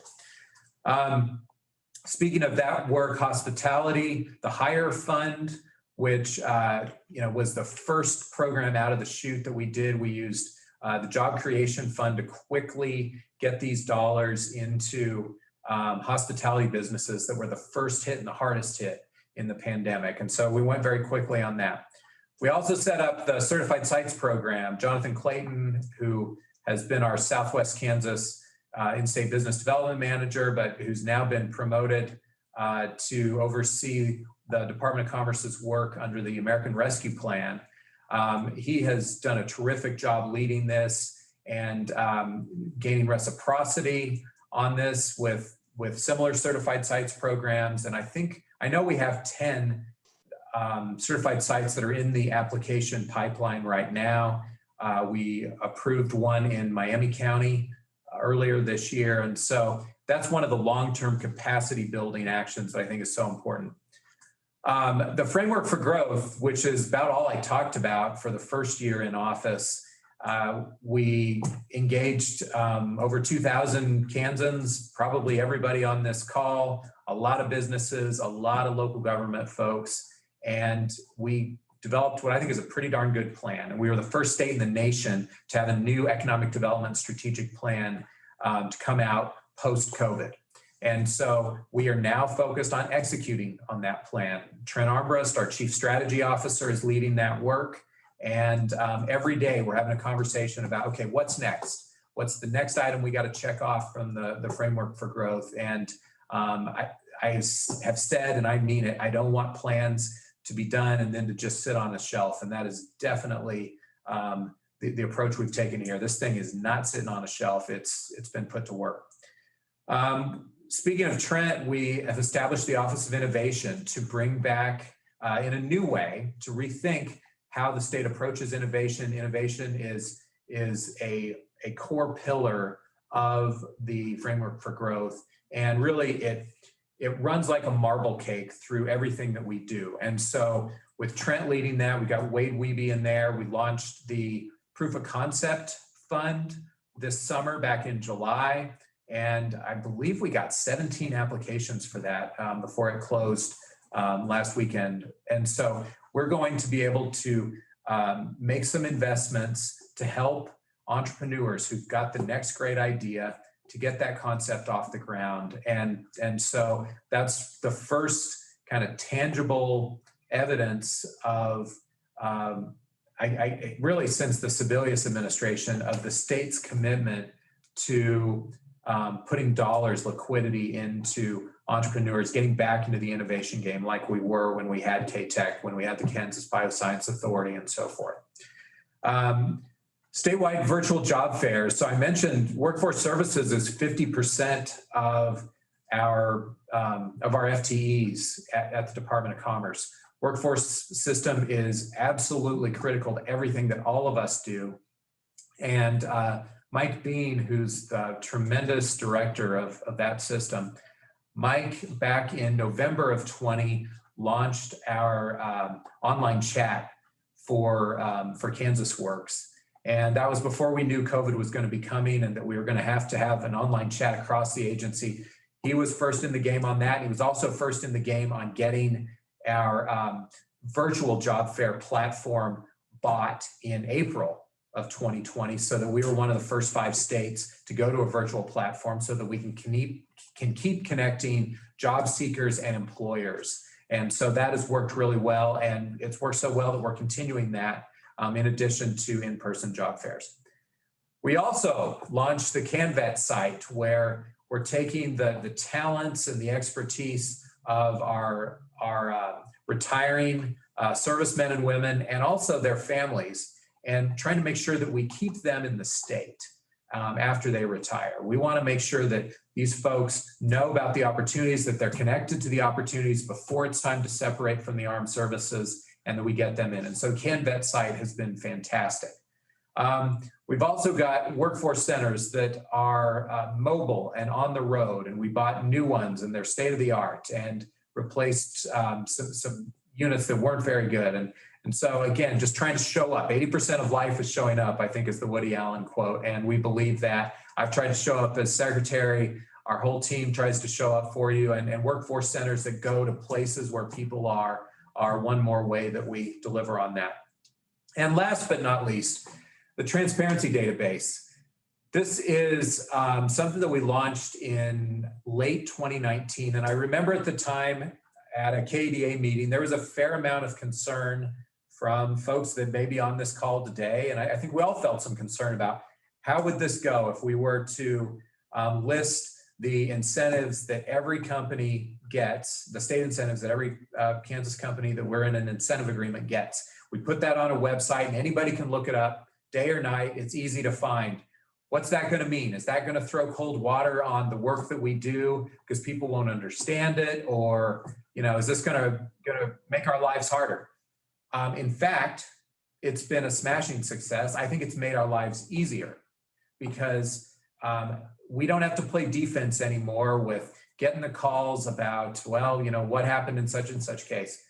Reporters, the public, they can go straight there. They can look at it. They can ask their questions. They can figure out the answers to their questions. And it's been a lot more efficient for us. And it's been quite the opposite of what I think a lot of folks feared would happen. It's been shining sunlight on the work that we do, the importance of that work, how it benefits Kansas communities has been good for all of us. And so very proud of the transparency database. Next slide. Most of you have seen this. So my first year, governor's first year in office, we did 1.3 billion in new capital investment in the state. We were proud of that. That was a good number. It was consistent. It was an increase over 18, but it was about where we normally were as a department. As you know, last year we set a new state record, highest in state history, $2.5 billion invested by Kansas businesses. And that's in a year with a global recession, with a global pandemic, and all sorts of uncertainty. As I think many of you know, we've already beaten that record. So we're at 2.66 billion now. We broke the record over a month ago on August 4th. And I think we're going to hit 3 billion. I'm confident that we will hit 3 billion invested by the private sector in this state before the end of the year. So these are numbers that we've never seen before, and this is a testament to all of you. It is about the teamwork, it is about the commitment, it is about the partnership. That is how that happens. This isn't something that commerce does alone. This isn't something that individual communities do alone. We do it together with our private sector partners, and everybody who's on this call should be proud of these numbers and proud of what it says about our state as the nation's best place to do business. Next slide. So here are some of the awards that we've won this year. I think you've all seen this. I'm not going to brag. You know the drill here, but we're proud of this, as you should be. Next slide. So let's talk about the legislative session this past year. And then we'll transition, I'm almost done here, we'll transition into the conversation about the upcoming session. So SB 65, signed into law by Governor Kelly. This combined two different HPIP bills. So I often refer to, we got 6 bills done last year. That's because of these 2 HPIP bills that were combined into SB 65. So we did 2 things here, as most of you should know. We removed the training requirement to access HPIP, and that's because we know that companies are already doing that. They're already investing in their people. They already do training. We don't need to have them jump through a bunch of hoops with us to prove that. And frankly, we don't want them to be draining Kit and Kerr because we have precious few dollars there. And so we want to make sure that those dollars go to the companies that really need it. And the big thing the training piece is big, but the huge thing that had been talked about for many years, I think really since HPIP was passed into law, is that the state will now permit the transfer of up to 50% of a company's unused HPIP credits. Transfer means sale. And what we found, and what many of you may have seen or heard from companies, is that we'd make these really nice offers on HPIP, but because of the tax status of the company or where they were headquartered or whatever it might be, they weren't able to actually use all of those credits. So now they can. They can transfer up to 50% of what's unused, and that makes a huge difference in our competitiveness. We heard this from all of you. We heard it from businesses. We heard it from site consultants. And we went to work and we got this done. And we didn't just eke it through the legislature. We got this done with an overwhelming majority in both houses. So that says a lot about bipartisan support for growth, for economic development, and that should make everybody feel good. We also got STAR bonds renewed. And we did some measures, some changes to STAR bonds to put some more transparency and community input in there. We also got the program modified so that rural communities can more easily use STAR bonds and do pay-as-you-go financing.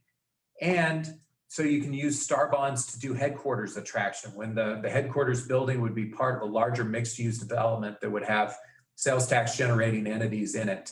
And so we think that can be, that's going to be a great tool for us, and we'll be announcing some measures shortly related to that, just to show our focus on trying to attract more headquarters companies to Kansas, because not just of the jobs that come with that, but all of the suppliers, the ancillary companies that want to be close to headquarters. We think that can be good for urban, suburban, and rural Kansas.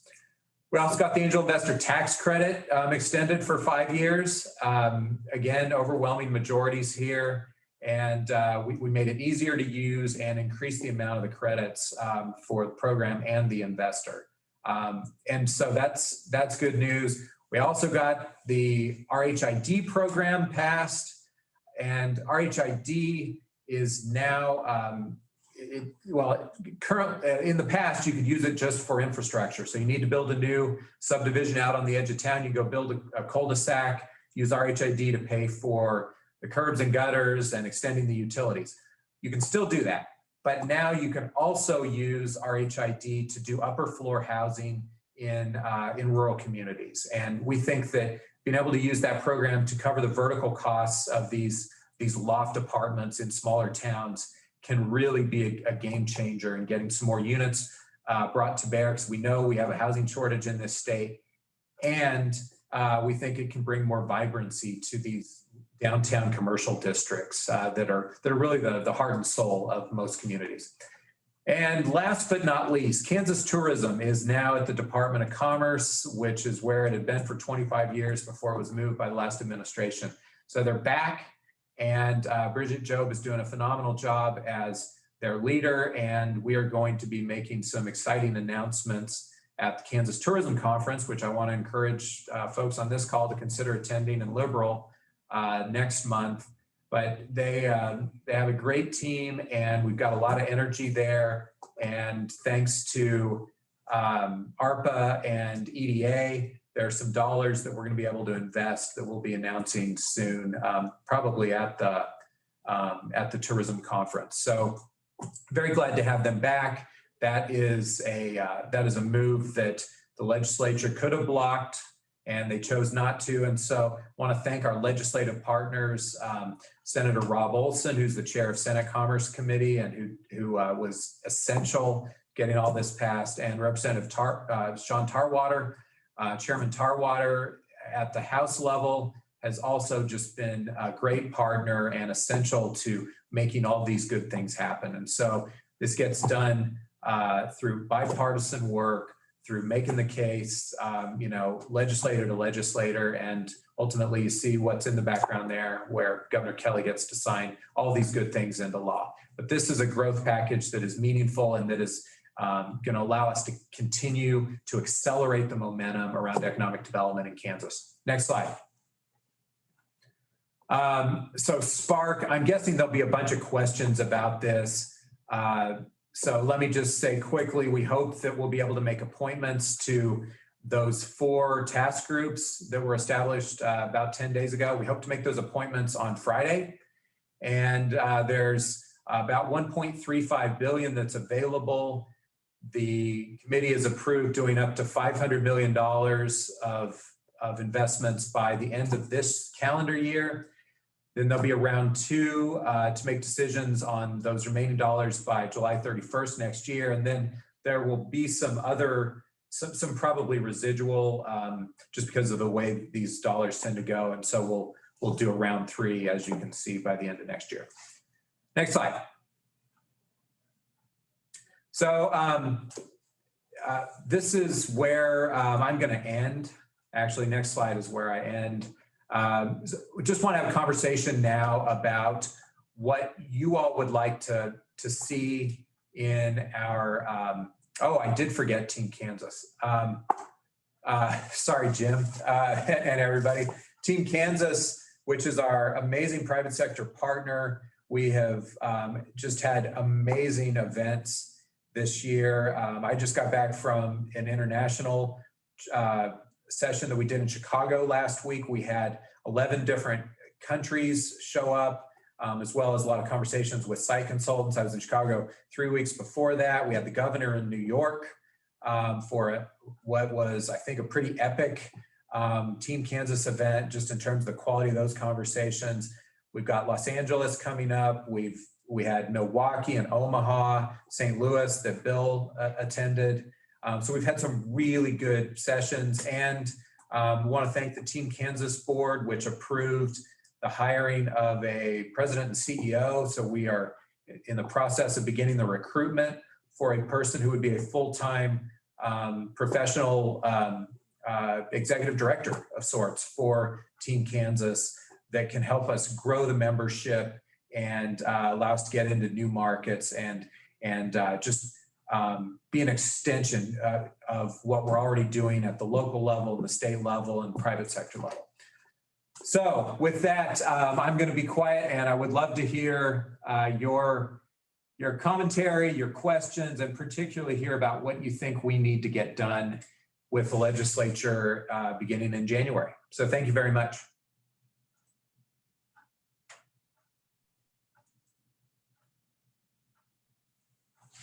Thank you, David. That was an excellent presentation.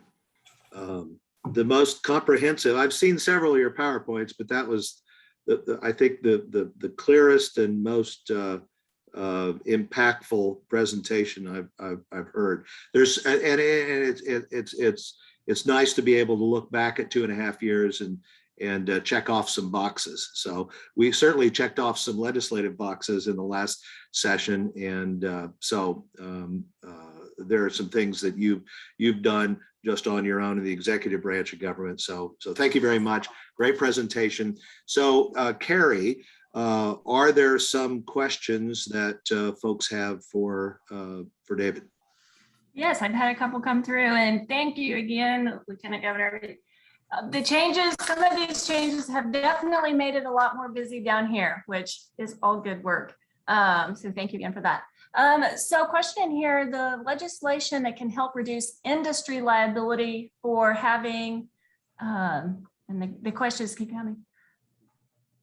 I got it. Yeah. So there has been a bill.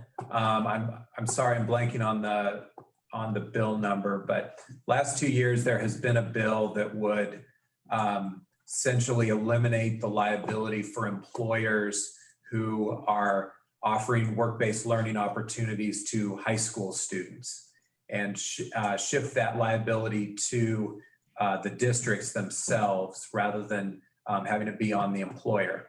That is a bill that Representative Chairman Tarwater strongly supports, and which I think will be coming up again this session. And so stay tuned on that. Related question, I see, will there be a move to enhance youth apprenticeships in the next session?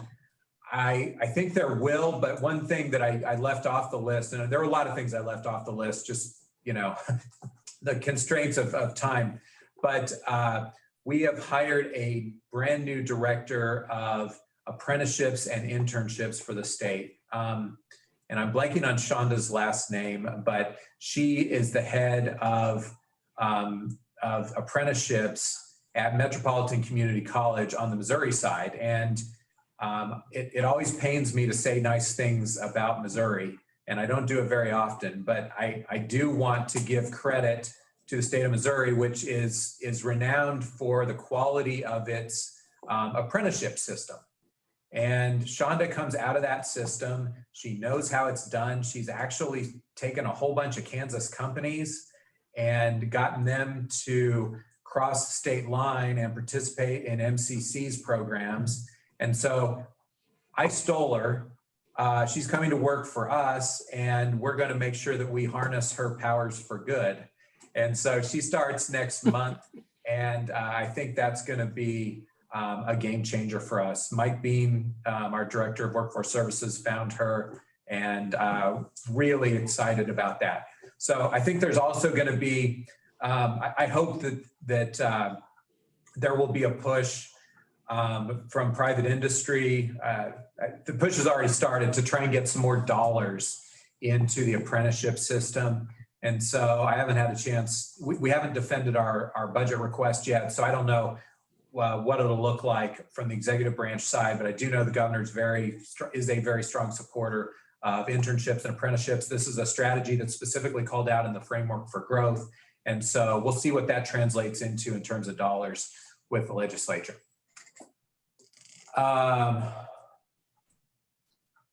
Okay, if others would support a change in the statutes with some of the limitations on ownership structure for EDX, economic development exemptions, to help greatly on the front end for spec building developments for manufacturing and warehousing. I need some more information on this. Deb, if you wanted to reach out, let's have a conversation there, and very open to learning more. Remote workers. So we have had a lot of conversation about remote workers, as I know probably many of you have. And we talked with the governor herself about how do we want to approach these questions when we've got folks, particularly in the metro, but also counties like Cali County, Montgomery County, Crawford County, our border counties across the state, where you got folks that may be working in Kansas, but live across the state line, and what happens when they go home as remote workers. And so the approach that the Kelly administration has taken on these questions is that our bottom line is we want companies to be paying withholding tax to the state of Kansas. That is the bottom line. If they are doing that, then we have been flexible on these questions about where individual workers may live.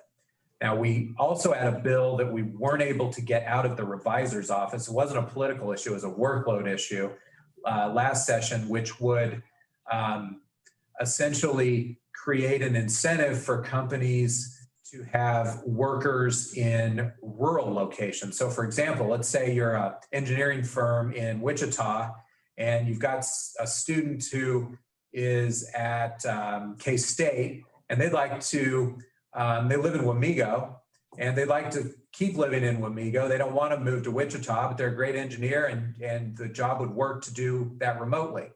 Our bill would have provided an incentive for that company to hire workers in remote rural locations. And so I would anticipate we will bring that up again. And so stay tuned on that. Okay, so housing. This is such an important issue, and I think there's going to be a lot of activity around housing. I certainly hope so, because I'm spending maybe more of my time than I should on housing issues, even though the Department of Commerce doesn't do housing. And that's because of the workforce shortage that we have in this state. And the workforce shortage is directly tied to a lack of rooftops. We don't have enough housing units in Kansas. If you don't have enough places for people to live, they're going to live somewhere else. And that is what we have experienced. And this is an urban issue, a suburban issue, a rural issue. It is across the board. So the specific question includes like RHID for larger communities and counties. I think that is something that, that is something that we're exploring. Star bond like recapture of sales tax, that is absolutely an option as well. Look, everything is on the table right now related to housing, and that is a reflection of the severity of the crisis. We are way, way, way behind. The MIH, the Moderate Income Housing Program, $2 million a year that KHRC gets for this program. They could right now, I may be wrong on the exact number, but if I remember correctly, they had like $12 million in requests. These are from developers that are ready to go. They got projects, they got communities, it's all lined up. And those things aren't getting done because we put I'll just say a paltry $2 million into this really good program that works. So this isn't something in that case where we need a new program. We just need to fund the program that is successful. And so that's the case that I'm making, and that we need everybody to help us make next year. So really grateful to our partners at KHRC. Ryan Vincent and his team have just been moving mountains on providing rent support and other assistance to assist in avoiding foreclosures. And, they do a wonderful job, and we just need to get more funding into that system. But we also need some new tools as well. So whether it's an expanded RHID or other ways to capture the increment that's created when you develop housing, it's all on the table as far as I'm concerned. Do you have any more questions for David? Well, I think we're running into our lunch hour. I just pause for one more moment to see if anybody else wants to weigh in or. As people are thinking, yes, we do have our legislative presentation in the morning. So to add to all these great conversations, hold those thoughts or make sure and make a note of that to mention tomorrow morning. Right. And speaking of housing, after the break, we'll get into housing and the statewide housing assessment update and a panel. So we're looking forward to that. With that, we will thank Lieutenant Governor David Toland. Tremendous job as always. Keep up the good work. I see somebody is applauding virtually. So thank you for joining us for our KEDA 2021 annual fall conference. Appreciate it. I'm grateful for the opportunity to be here, and always grateful every day for all of our partners that are here at KDA. So thank you very much. We'll see you all soon. Thank you. Carrie, do you want to talk about a couple of our, 2 or 3 of our sponsors? We have several, and I think you're going to give them an opportunity to say a few words. Hey, will do. Thank you. Yes, and we want to make sure to just show our appreciation to the sponsors for the event, especially as we mentioned earlier, continuing as we did make this turn to virtual. So just everybody that's even on the call today, thank you for being here today and sharing all this information. So first up, if John Engelman is ready, we'll have him do just a quick info for Evergy. Carrie, I am. Just a second. Let me see. I can't there. Oh, off, on. There you go. I'd like to share my screen for just 1 second.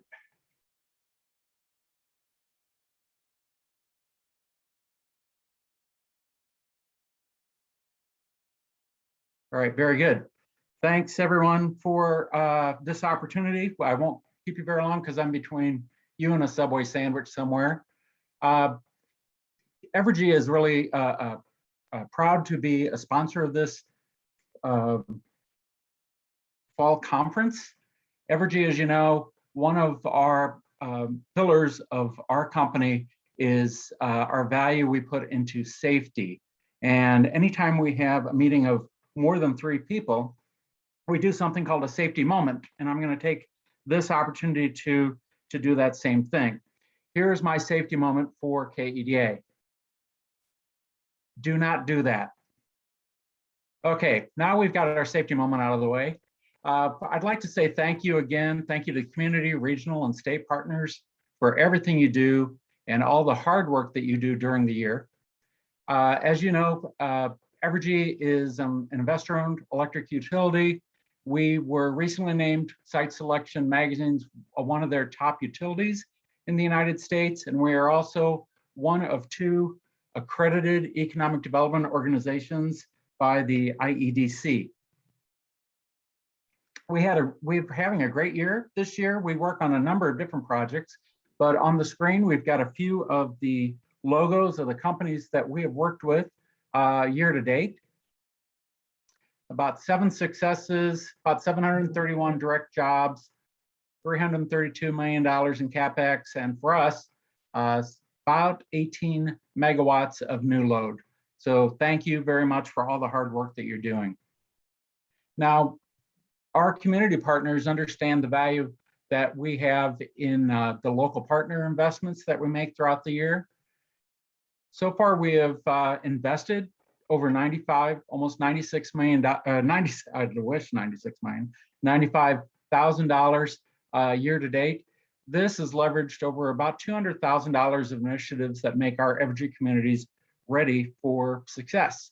If you are a community partner and you're not sure about our local partner programs, please go to our website, evergyed.com. You can see that the majority of the money that we spend is under the category of capacity building, which means that we are getting our communities ready for future success in economic development. I want to thank you again for this opportunity. If you have an attraction or an existing business that has a competitive project, please reach out to myself or Ebony for our assistance. If you have a existing business that's expanding that's non-competitive, in other words, they are going to expand there and they're just ready to go, but they have some electricity questions, you can either reach out to Ebony or myself, or please contact your local customer service manager, who I'm sure you all know. Thanks very much.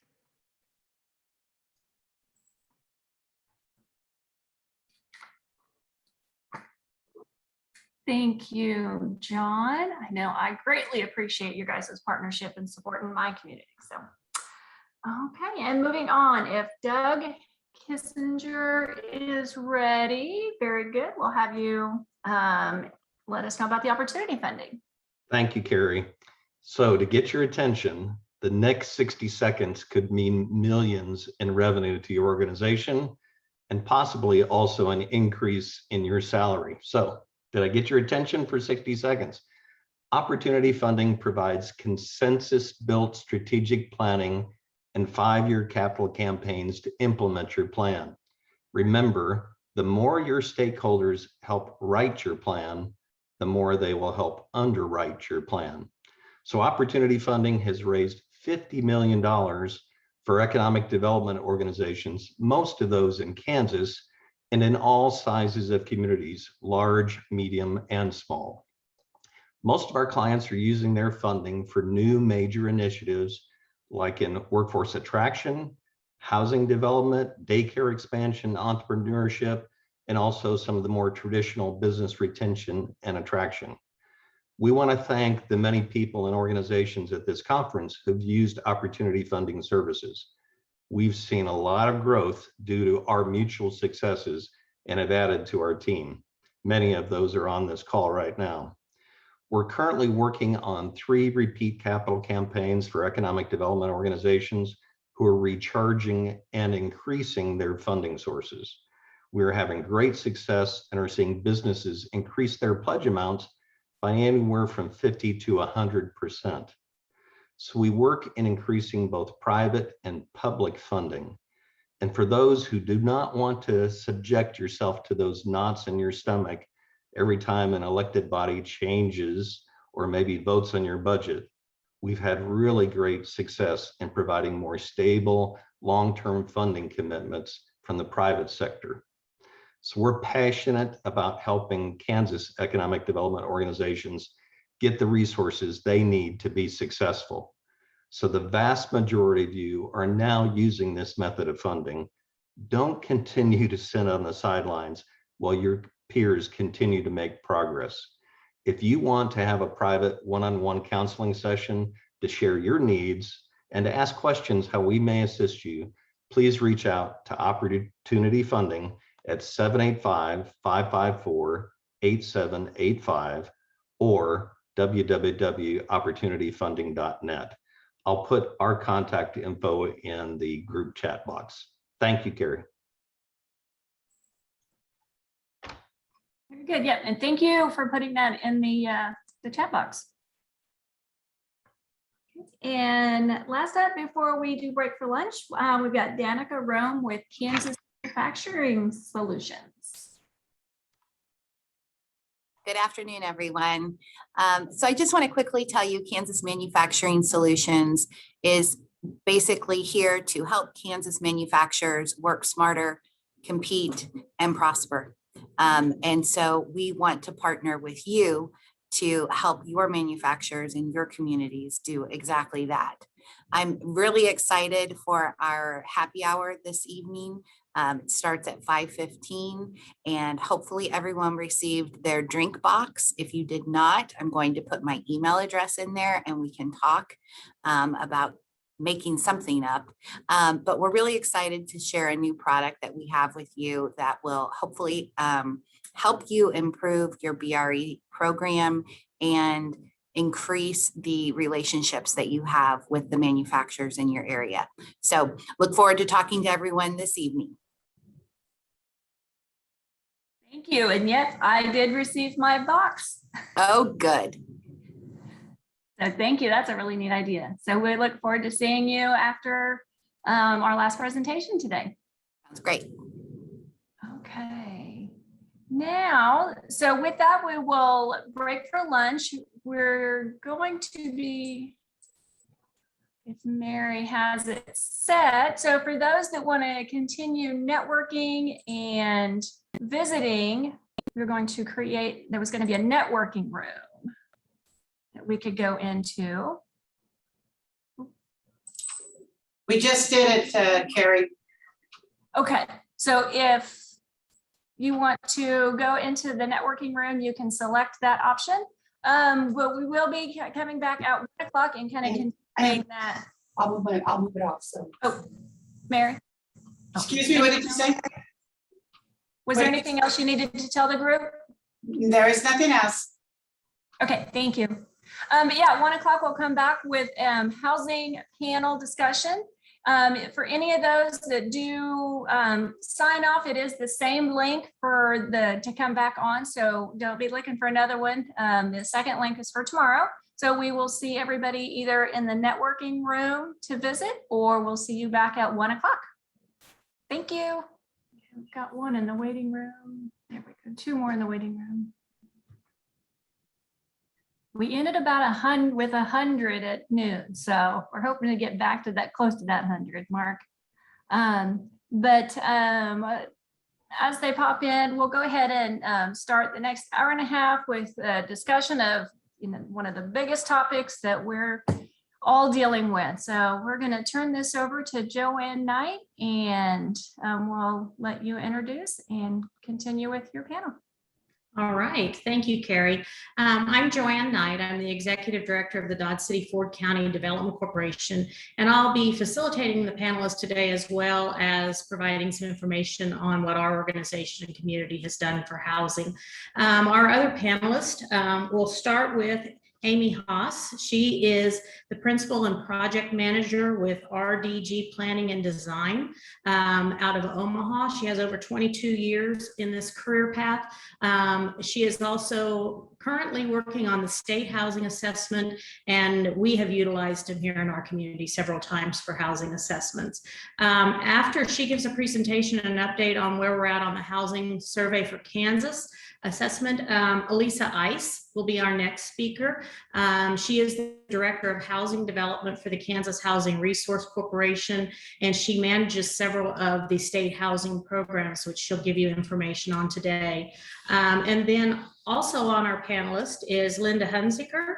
She's been with the Kansas Department of Commerce and Community Development Division since 1996. And also administers several of the programs through the state organization. So we're excited to hear what those programs are and how you can utilize them in your community. Go ahead and turn it over to Amy.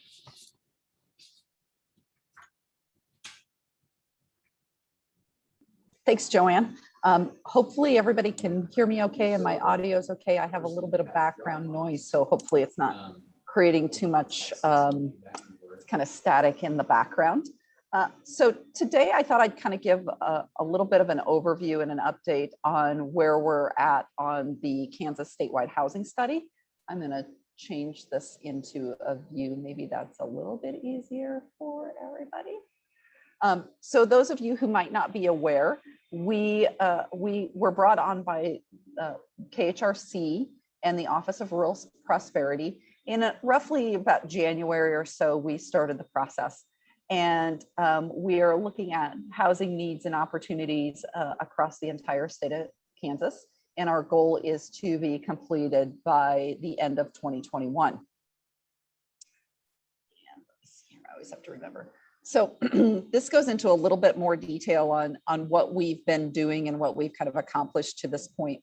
So the first kind of half of the year was really focused on community engagement and community input. So as you can see, in the months of March, April, and May, we did a series of listening sessions across the entire state and garnered quite a bit of good input. Since that time, we've been working with our steering committee, collecting data and beginning to identify what are the issues and opportunities and major themes. So I'm going to talk a little bit about those pieces here today. The interesting part about kind of the data collection and where we're at this point is that we're kind of holding, because there should be a whole chunk of new census data that's released here in the next week or so. So we've been in this kind of holding pattern for a little bit, but we're excited to get that data included. As I mentioned, we did a series of listening sessions and public forums in April, May, and March, April, and May. The listening sessions, I'm going to start with the column there on the right. We conducted about 71 total sessions. We talked with over 400 people. You can kind of see a little bit of the breakdown. Some of those numbers might be even a little bit higher from when we originally put those slides together.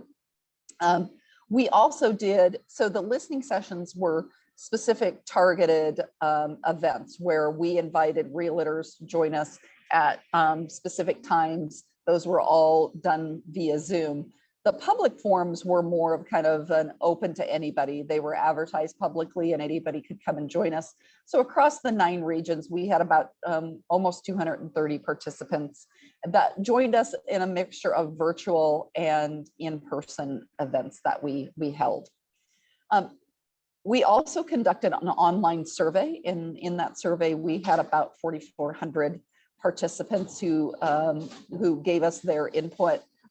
Lots of really good data. We are breaking that down and analyzing it by region. So here on this slide, you can see the number of participants we had within the different regions. So way to go, the Northeast region. You had the best turnout of all of them. And if you remember on that first slide, that kind of broke down and illustrated where we had some of our different regions. So specifically, I would call out when we start talking about the regions, we have Shawnee and Douglas County as one region. Sedgwick is its own region. And then the Kansas City Metro is actually Johnson and Wyandotte County together. And I will point out one thing that we've heard from a lot of individuals and we're very much aware of is, although that's part of the KC metro area, those are 2 very different counties. And we are aware of that and thinking about that as we look at the data and as we think about strategies as we move forward. Just pulled a few questions that we thought people might find kind of interesting from the survey. We could spend the next hour just talking about survey data. So I'm just going to hit a few highlights that we thought everybody would think were kind of a little more interesting. One of the things that we're doing is we're specifically in some of this survey data looking at our respondents who identified themselves as over the age of 65. As many of you are aware, we do have a combination of some interesting things. One is a number of individuals across the county who are going to be moving into across the state, who are going to be moving into their retirement years. We have an aging population, and we also have an aging housing stock. So that's going to be something you're going to hear me kind of hitting on and talking a little bit about a number of times. So this question specifically asked individuals what sort of product type that they thought would be successful within their county or region in which they lived or worked. And so the orange is how respondents over the age of 65 responded, and the blue is for just kind of the state overall. So the total 4,400 respondents. As you can, hopefully everybody has kind of a big enough screen to see this okay. But what we really like to focus in on is this is our 50% line. So, which product types kind of were above that 50% mark. So most everybody thought some small and 2 and 3 bedroom houses and our mid-sized 3-bedroom homes would be very successful. Those were up at 90% almost, or greater than 90%. Our large lot residential, for the most part, that's kind of an interesting one because often those usually don't sneak over 50%, but we did see that. But up there higher again, over that 70%, we've got our townhomes, duplexes, and attached units. We have independent living for seniors, that's up there close to the 80% mark. And some of the other accessory dwelling units, which is interesting to see. So these are sometimes referred to as ADUs or your granny flat and also cottage courts, so some smaller homes with maybe kind of shared yard space. So those are a couple of interesting ones that also peaked up over that 50% mark. We also specifically asked what types of products that they thought our seniors, retirees, elderlies would be most interested in. And this one, I do really enjoy looking at the difference between our 65 and older and our all ages. So in this case, our 65 and older are the blue, and the all ages is our orange. So the first one here, if this is a little small for you, is owner occupied home with some shared maintenance. So that scored pretty high. And keep in mind, individuals, you're not going to see as high of percentage on these as you did in that other slide, because people could choose more than one option here. They weren't necessarily rating, is this popular or not popular? Just identify which ones you think would be successful out of this list. So ranking pretty high, especially among our retirees, were the owner occupied home with shared maintenance. Basically, that's a condo. So, but a lot of times we don't say condo because everybody's image of what a condo is kind of different within their head, and can sometimes influence how they're going to respond to that question. So, you know, if I'm in Branson or Lake of the Ozarks, people think condo, they think of a multi-story structure with all that, you know, you're buying your unit in this multifamily structure. As opposed to maybe in some other communities where they're going to think of maybe more of a townhome development area. So we usually describe that as that shared maintenance and try to keep it simple. We also, as you can see, a lot of kids thought their parents, is how I often describe it, would want an owner occupied home, just independent, small independent owner occupied home. And a lot of the over 65 said, no, we'd really like our maintenance taken care of. I do the other one that I always kind of find interesting was the residence that is attached or adjacent to a home of a family member. So there was some interest in that. It's not our smallest, it's not our highest, but apparently more kids are okay with their parents living with them than their parents were living with their own kids. Delving into some of the themes we're seeing in the data that we've started to collect, one of the ways that we can look at affordability is through cost burdened. So if a household is spending more than 30% of their income on housing, they are considered cost burden. The top map here is around owner occupied and households that are cost burden over owner occupied.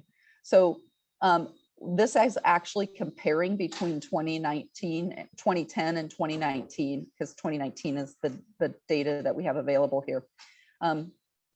So basically what this is showing us is that the numbers, the percentage of households who were cost burdened owning their own homes has actually gone down in many counties. So the blue indicates kind of a decrease in the number of households that are cost burdened. This really makes sense when we think about what was happening in the market in 2010, when we were coming out of the recession, when we had probably a number of households that had kind of maybe overbought in the 2000s. And we also saw since then lending practices that really tightened down on the ability to spend more than 30% of your income. The bottom one is looking at the cost burden of renters. So here we actually see a number of counties where the number of households that are cost burdened is actually increasing. So that's all these reds and red hues. So those are places where we now have households that are actually paying more, or more households today are cost burdened than they were in 2010. Looking at median household income, overall, this has risen, but only some at or more than the inflation rate. So those counties in blue or in green, excuse me, hopefully no one's colorblind, all those counties in the darker green, they were growing at, their incomes were growing at a rate greater than inflation. But as we get into those pinks, especially some of the darker pinks, their incomes were not growing at the same rate as the inflation rate. Another way that we can look at affordability is our value to income. So we were talking about the cost burden, we were talking about our income rates moving up. And here what we do is we look at this and say a household really should be, this is for owner occupancy. Housing should be between about 2 and 3 times a household's income. So as we're getting into some pretty low interest rates right now, that is closer to 3. But again, we're in that 2 to 3. So when you look at the blues, those are counties where our ratio is getting at 3 or above. And when you look at the very darkest kind of orangish, not orange, I don't even know really what to call that color, but as you get into those colors, that is when our ratio gets well below 2. And I want to point out that is actually kind of concerning for us. We actually don't want to see ratios below 2, because ultimately what that means is that housing is, we have a gap often between what it costs to build a new home and what our current valuations are around the home. It's almost like the market is almost too affordable. We have undervalued market. So we can't build something and get it appraised at what it costs us to build it. So that can be kind of concerning. This is looking at median gross rent as a percentage of our incomes. So we saw especially in the Southwest area, where we saw some incomes that were lower, but our rents are pretty on par with the rest of the state. So that percentage gets higher that they're paying in those areas. I'd also point out that we have a note here that says baseline rent that must meet, excuse me, I'll get it spit out. There is a baseline rent that must be met no matter where we are, right? So for the most part, the cost of construction, the cost of maintaining a property, all of those things are generally fairly common across the whole state. I mean, obviously when we get into the Kansas City metro area or Sedgwick, where we've got some economy of scale that we can have, or we're closer to the points of materials, those things obviously play in. But generally speaking, what it costs to build or to maintain a rental unit in Southeast Kansas is going to probably be pretty similar to what it costs to build or maintain a rental unit in Northwest Kansas. So we just have that kind of baseline that we have across the entire state. Affordability and housing gaps. When we think about where we're at, so we broke down the regions by metro counties, micro counties. So that's a way that the Census Bureau can look at some of the data, and then non-metro counties and the percent of owner occupancy. So as you can see, we have a pretty high percentage of owner occupancy in many of our regions, well over 70%. Or at least 60% in a lot of those regions. The Southeast, we see it a little bit lower in our micro counties. And again, that might tie a little bit to our overall incomes. The other piece I mentioned about our population is aging overall. And one of the things that we look at is the percentage of households over the age of 65, because this is telling us a couple key things. One is that in the next few years, the next decade, they may be looking for a product type that matches where they're at in their life stage. Something that doesn't have stairs, something that allows them to live more independently, a little bit easier, is more accessible. The other piece of this is just individuals. It's between 65 and 70. We still have a lot of people who are retiring. Those individuals are retiring. They're often leaving a job open, but they're not providing their house to that person who's now filling their position. So that's another thing that we want to keep track of and think about. We've also been looking at building permit information, and we've recently received additional information from the assessor's offices across the state. So that's going to help us flesh this out a little bit more and get a better sense, because when we first looked at this, we thought it was pretty undercounted for a number of our rural areas, where we often have some of our building activity actually taking place outside city limits.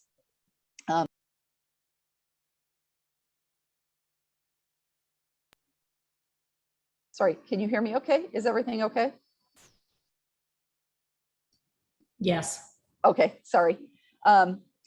We also look at the affordability piece, and this is, I always say this is probably one of the most complicated tables we will have, or charts that we'll have in the document. But basically what this is telling us, and it's being reinforced by the age of our property. So we have an older housing stock. We built, in many of our communities, we saw little to no building activity during the 1980s and in the 1990s. Often those are the homes, a lot of times, that maybe our first time or our step up home, you know, I need that little, I need the extra bedroom, our family's growing. That's our next stage up. In so many markets, those don't exist. So we're missing price points often that match up with where people are at kind of income wise. So what it looks like is we could easily look at it and say, wow, we have, and this is kind of what this chart is showing us, we have lots of units that are in the quote unquote affordable range, and we have a shortage of those units that are probably affordable to households that are making, you know, anywhere from $75,000 and up a year. Mostly because those households are looking for those units a lot of times that were built in a time period that we just had little to no activity. There we go. So what is this telling us about some of our themes that we've started to see and to generate? One of them being that this demand for middle income housing across the board. We heard things like the middle income housing program is a great program. We need more of that, so that demand for households making between 80 and 20% of our median incomes, that older housing stock that we have, that's an important part of how we address affordability issues. How do we maintain that? How do we preserve those units that we have? Because we really just can't lose any of the units that we have in so many markets. The gap we have between the cost of construction and valuations. And I really want to emphasize here that this is an issue that was existing even before COVID. So during COVID, obviously, we're all aware of the skyrocketing costs in construction materials, but really that gap existed before COVID. So often we were finding where what it costs us to build a house just didn't match up with kind of area appraisals or evaluations. I also want to emphasize that this is an issue that is not unique to our rural areas. This is also an issue that exists within our inner city neighborhoods too. So in our older neighborhoods in Wichita, in our older neighborhoods in Wyandotte, and a little bit in Johnson, but not as much in Johnson. But these neighborhoods have actually that same problem where we have home values that are well below what we can probably get comparable appraisals within those neighborhoods. We have a shortage, a labor shortage in our building trades, workforce development. I'm sure all of you are very attuned and working in that area and are aware that we have a pretty acute shortage within our building trades. We have a lack of housing diversity. So for that 70-year-old household that wants to find the unit that doesn't have stairs, that's a little more accommodating, what are their options within your community? And then this knowledge sharing. We found that across the state, there was a lot of very, very smart people doing a lot of really great things. And we also found that there were a lot of people who were on a daily basis trying to figure out how to do it, figure out how to kind of reinvent the wheel when there were those resources that we had out there. So we've started to identify what we think are some of the key housing goals as we move forward, beginning with just add more middle income housing. So I was kind of chuckling with our committee where we would see plans that say, build more housing. Okay, that's great. So one of the things that we're going to do that we're working on right now is not just say, okay, add more middle income housing, but how do we do that? So building on these goals, and that's what we're working on right now with our committee. So I'm not going to be sharing a lot of that because that's something we're still working through with our committee, but that will be coming out, and the reveal we'll be doing here in kind of end of November, December. But this will give you an idea of the things that we're going to be looking at to kind of target programs around. So the first one being adding more middle income housing. How do we find housing that's appropriate for those households making between 80 and 120% of our median income? How do we diversify the state's housing stock to match our demographic needs? How do we make sure that we have housing that's appropriate for the 20-year-old who's just entering the housing market for the first time, to the 68-year-old who's maybe looking for something that's lower maintenance because they'd rather be at their kids' soccer games than taking care of a big yard on the weekend, and making sure we've got that housing at all points. How do we extend housing security? So there's two important ways that we want to think about this. One is that we do have a number of affordable units. How do we maintain those? We also have a number of purposely built affordable units. So units that were built under the low-income housing tax credit programs that are going to be expiring and going to be can be converting to market rate. So how do we protect those units and maybe keep those units? So not only do we need to add new affordable units, but we need to make sure we don't lose the affordable units that we have. The other piece of this is how do we think about programs that will allow our lower income households to build financial stability without the threat of losing their housing.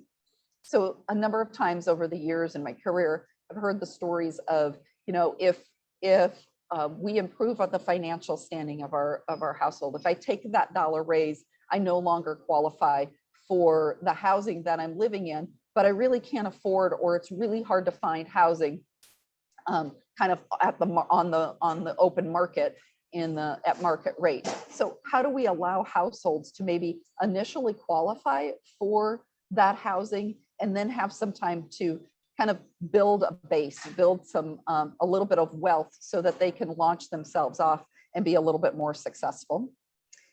Increased reinvestment in our older housing stock. So again, 30% of our state's housing stock was built before 1960. That's a really important source of affordable housing. So we've got to maintain that housing as much as we can and bring some of those vacant units back into a point where people want to live in those units in the future. We need to address our labor shortage within the construction and building trades. There's different agencies around the state that are doing this. So how do we build on the things they're doing and capitalize, but also capitalize on new technologies and innovations that we can be experimenting with, new construction methods that might make it easier, that we can use our existing tradespeople to capitalize upon too. And finally, extending our human capital resources.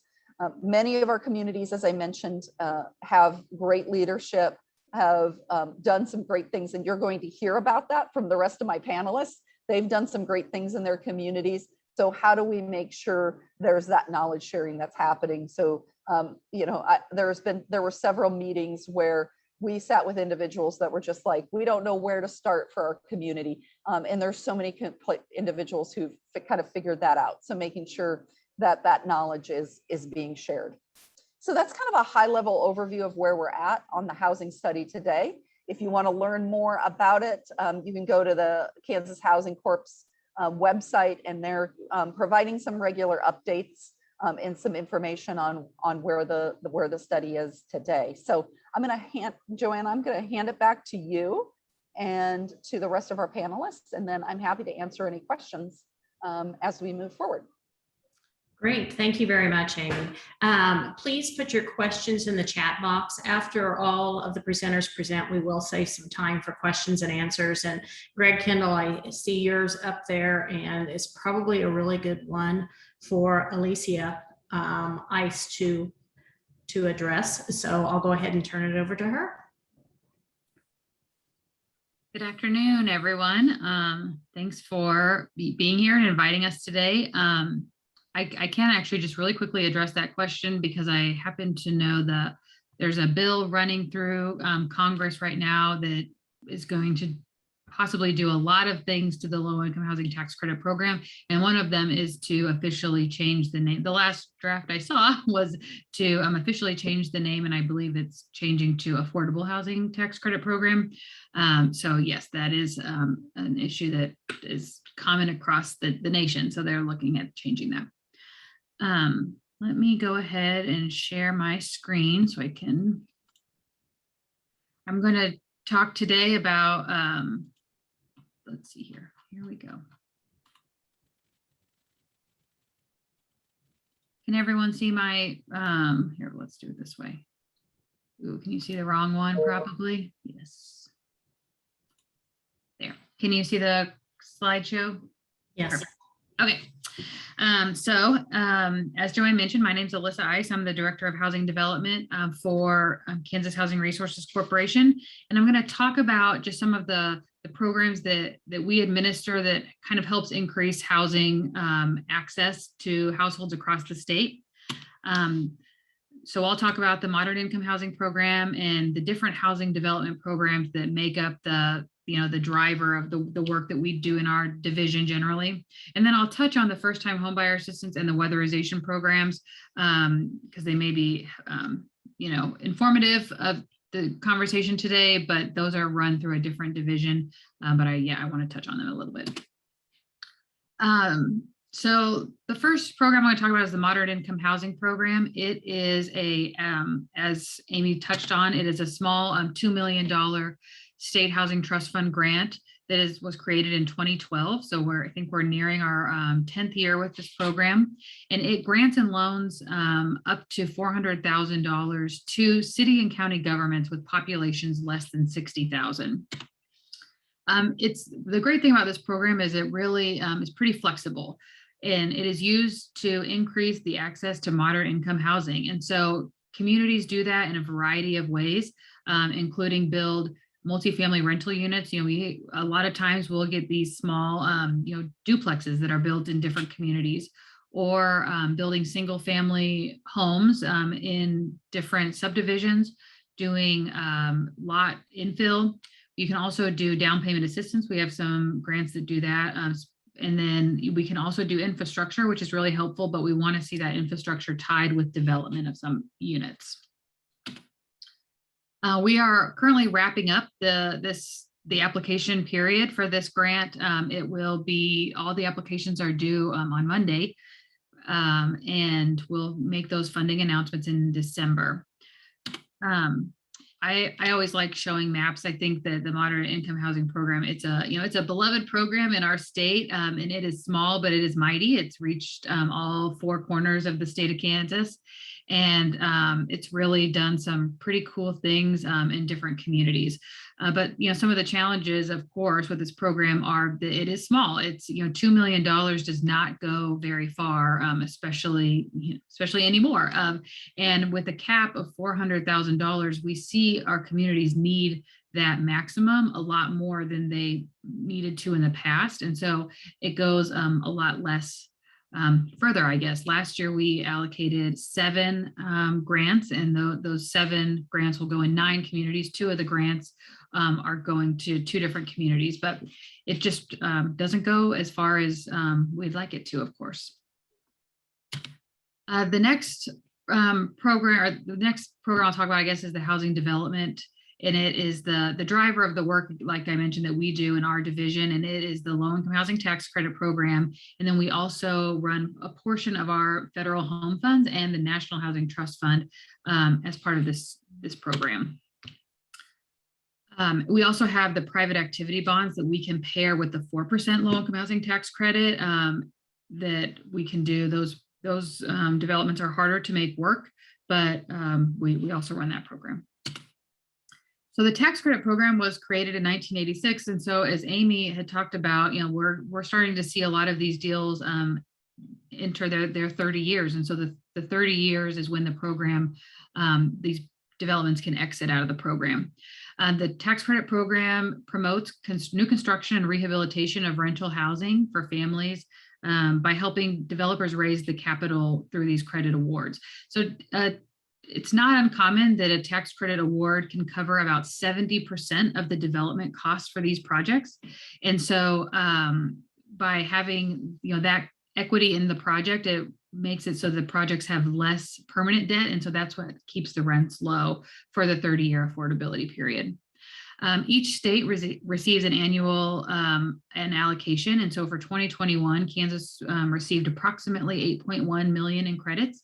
And so that is a 10-year credit. And so when we allocate, 500,000 in credits, we're actually allocating 5 million in credits that they'll receive a tenth for 10 years. And we just announced our latest round of developments, and we were able to award 13 developments. We are being a little conservative with our allocations right now just because of COVID and the increasing construction costs. And so we left some aside in case we have to fill some gaps that we weren't aware of at the time of application.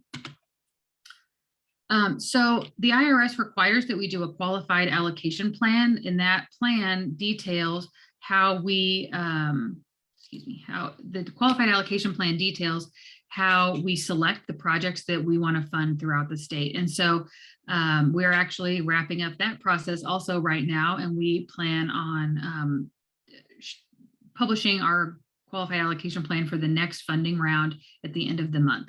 But the QAP details the selection criteria. So what we're using to decide which deals, the underwriting standards that we're going to require for the 30 years of the loan or the project, and then those priorities that we want to see. One of the priorities that we had last year was looking at underserved areas. So areas of the state that the tax credit program has not awarded in the last 5 years. And we were able to allocate credits to three projects in areas that hadn't been served by the tax credit program in at least 5 years. So that was pretty exciting. The tax credit program requires that rents are affordable to households earning 60% or less of the area median income. These projects have a 30-year compliance period. And as I had mentioned before, the tax credit can sometimes or can oftentimes get 70% of that development budget. So that leaves 30% left. And so we use the home and the National Housing Trust Fund to fill that gap because that's, in areas in Western Kansas and our smaller communities across the state, we still have to keep rents low. So I pulled some numbers quickly in Newton, where I was raised. A 4-person household can earn $45,000 approximately to live in a 2-bedroom, a 4-person household in a 2-bedroom unit. So that rent the maximum rent that they can charge based on the IRS program, the IRS numbers is $1,024. I would assume that that's actually not an attainable rent. We won't have households that are going to pay that $1,024 for a 2-bedroom unit in Newton. And so the home or the National Housing Trust Fund can help plug that hole so that the project can have even less debt so that it can keep those rents even lower. Let's see, oops. So I like to show some just pictures of the projects that we've done just to get an idea of what the tax credit program can do. So this is a development in McPherson. It's 18 units that was built for household with disabilities. I think this was completed 2 years ago. And the next one is, let's see here. One of the other nice things that the tax credit program can do, these projects are harder to do, of course, but we can do single family home ownership. And these projects, they're affordable for 15 years. And then after 15 years, they can be sold to the current tenants or low-income buyers. And this specific example was a scattered site deal. So it is in 3 different communities out in Western Kansas. So just to touch base really quickly on 2 other programs that we have that are run through the Community Initiatives Department is the First Time Home Buyer Program. This is also federally funded through our home program, and they are intended to increase home ownership and to expand affordable housing across our state. First Time Homebuyer Program is a down payment assistance program for prospective buyers, and it's a subsidy awarded to the home buyer as a soft second mortgage. This is for, as the name implies, first-time home buyers. So they cannot have owned a home in 3 years, and their income has to be at or below 80% of the area median income. and the unit has to be, of course, occupied as their principal residence. We do have some property requirements, including that the property has to be single family or condos, modular home that's an existing home, or manufactured home that's on a permanent foundation. There are property standards, as with all HUD programs. They can't be in a flood zone. It can't be used as a rental property unless it's the current tenant that's purchasing the home. It cannot be on more than 5 acres, things like that. And just to touch base quickly, one of the issues that the first-time home buyer loan program is having right now, of course, is that we have such a tight housing market. And so oftentimes sellers, they have the ability to choose a different buyer that's not utilizing these programs. So currently our first-time home buyer loan is being underutilized because the housing market is so tight in so many areas across the state. The weatherization program is another small but mighty program. It improves energy efficiency and lowers the utility bills for homeowners. That households get an energy audit, and then the services are done by a certified energy auditor, a professional crew, or contractor. Some of the improvements can include sealings of drafts and air leaks, the testing of the heating and cooling systems, the adding of insulation, and different lighting, refrigerator and fan upgrades. This program is available to households that are at 200% of the poverty level. So a family of 4 would look to be about to have an income of about $53,000. And households that received SSI, TANF, or the assistance through the LEAP program are automatically income eligible. This is a program that's funded through a lot of different funding sources, including the Department of Energy, the Health and Human Services, KHRC, and local utility partners. I believe the program just received a small grant to continue their efforts, which is exciting. Of course, this program also has its challenges that that our current situation, especially that Amy talked about, that has a lack of contractors to do the work. The current waiting list, I think, is about several. Scott Kuhn, the director of that program, has said it's a few or 6 or 7 months long to get through to get some energy assistance. And while they do the audit, we get a lot of people who want windows and doors, and of course they'll look at that, but they have to determine whether or not it's cost effective to make those replacements. And so that's all that I had to talk about with our different programs. I'm happy to answer questions at the end. And thank you so much for your time today. Thank you very much, Elisa. Our next panelist is Linda Hunsinger. So I'll go ahead and turn it over to Linda. Thank you, Joanne. I'm going to talk about community development block grants, or as we say, CDBG. And I want to thank you for inviting me here, because I'm always happy to talk about CDBG and housing, because we really want to promote it and do more housing across the state of Kansas. So reach out to me for any assistance I may be able to provide. To get started in a CDBG project, we have put together a housing tool called Housing Assessment Tool, which we call a HAT. And so with the HAT, that allows the community to do its own assessment of the housing needs that they have, and to really look at what they need, whether it be new housing or rehab of housing or demolition of housing, and also to look at some of the infrastructure they have, and I'm happy to provide some assistance to that, because it's a really great tool, so that you kind of really know the city really knows what they need in their housing. What do you do with the HAT when it's done? Well, we've created a Kansas Interagency Advisory Committee, and that we all, since at state government, always use acronyms. So that we call HIAC. But that committee then allows you to come in with your HAT, the community to come in with their HAT. We've been doing them with team videos. So it's really cut down on travel, and that's really helped a lot of communities. But we'd come in to the HIAC, And then you would present, the city would present to the committee, which is made up of Federal Home Loan Bank, KHRC, CDBG, and USD Rural Development.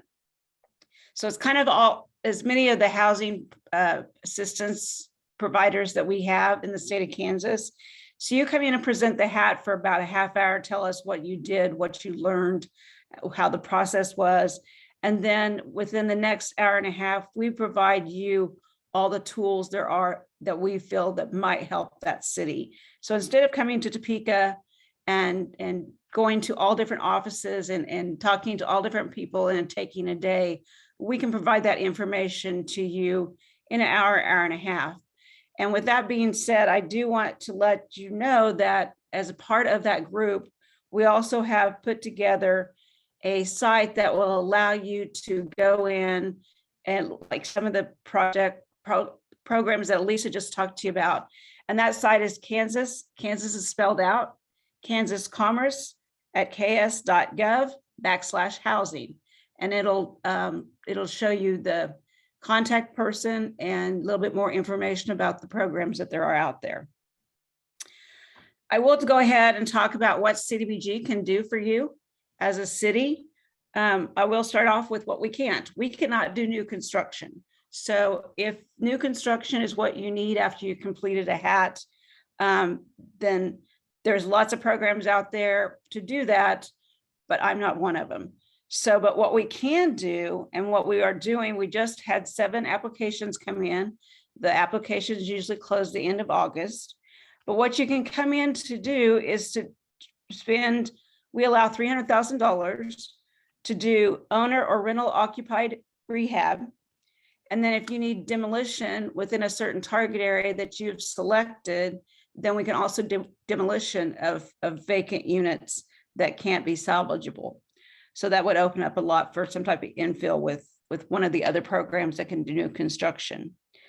A program that we added to that a couple of years ago and received our first application this year was to do infrastructure within that target area.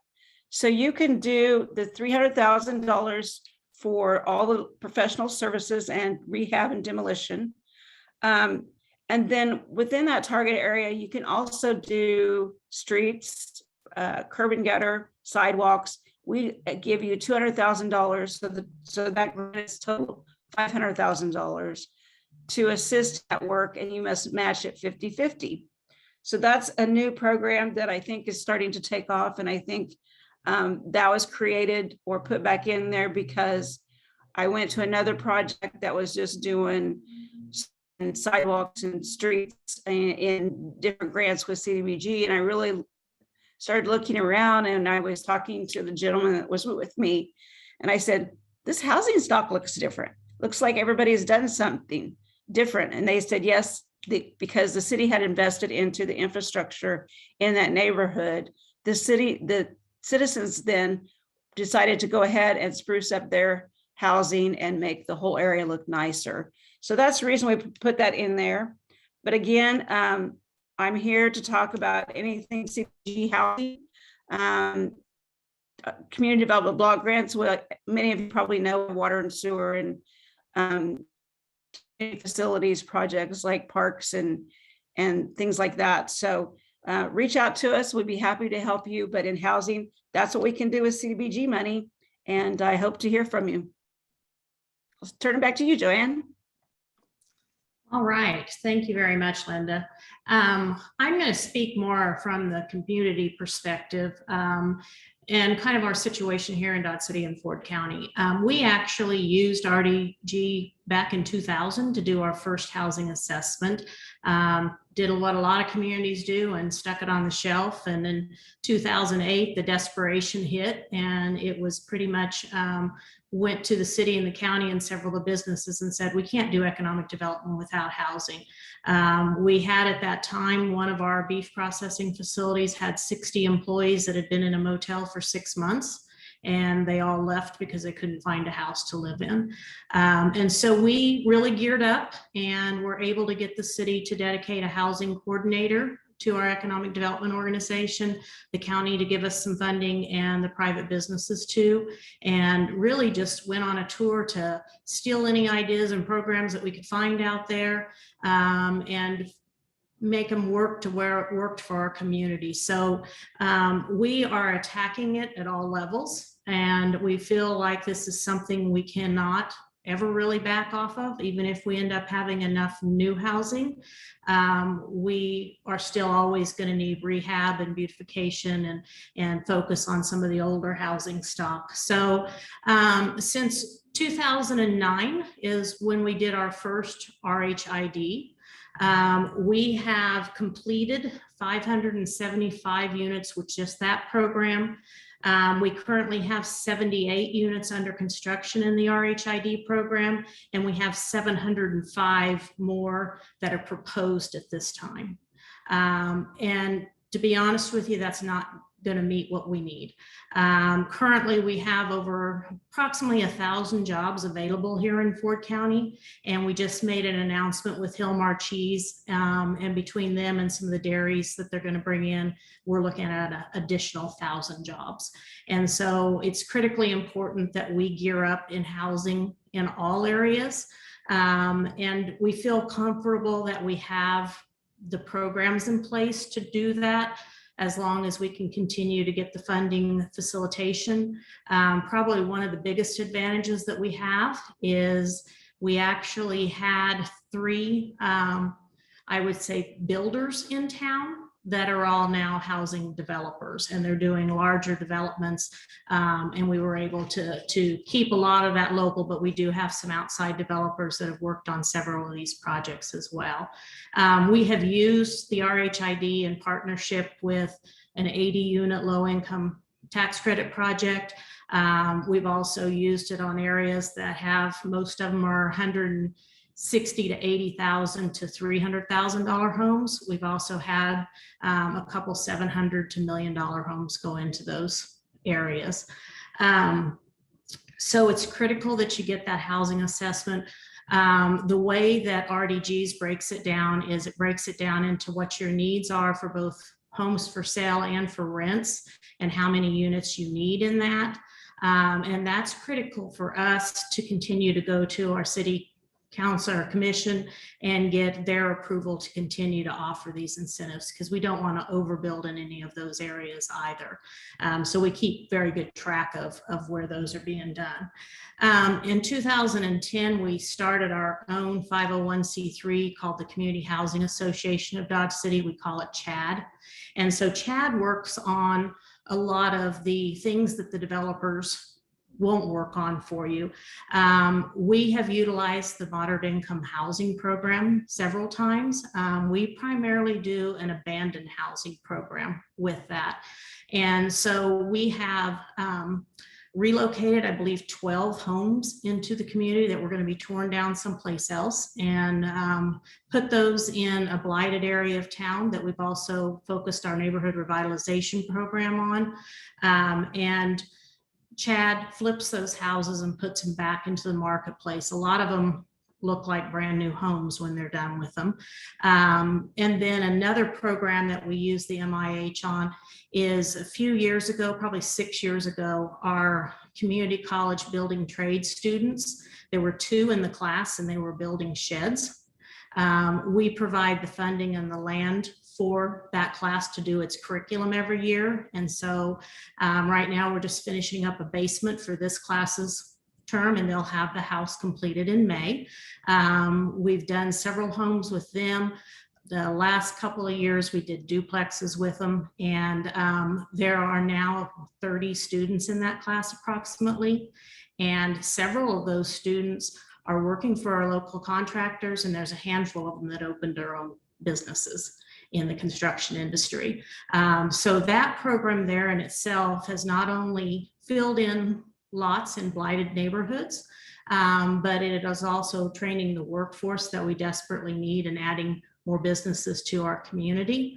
And additionally, when we go into those areas, we kind of do a 2-block cleanup and a focus on installing fire alarms and We also have a renovations program that we've created that we actually apply for grant funding through different organizations to where we can do up to $5,000 in emergency repair type projects for them as well.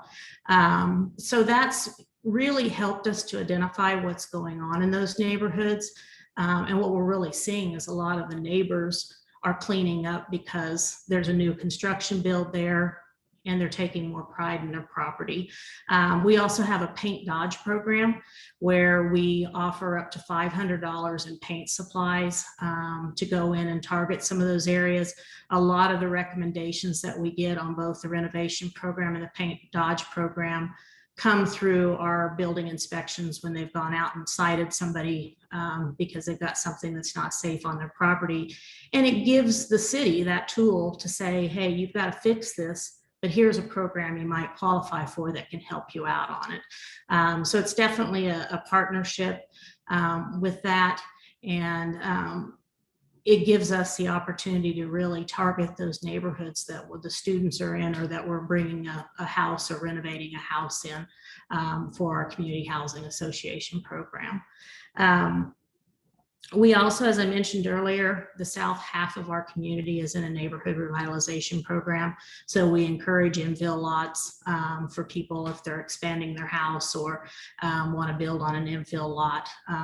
That kind of keeps the heart of our community going and not just stretching on the outsides and leaving the interior to age more.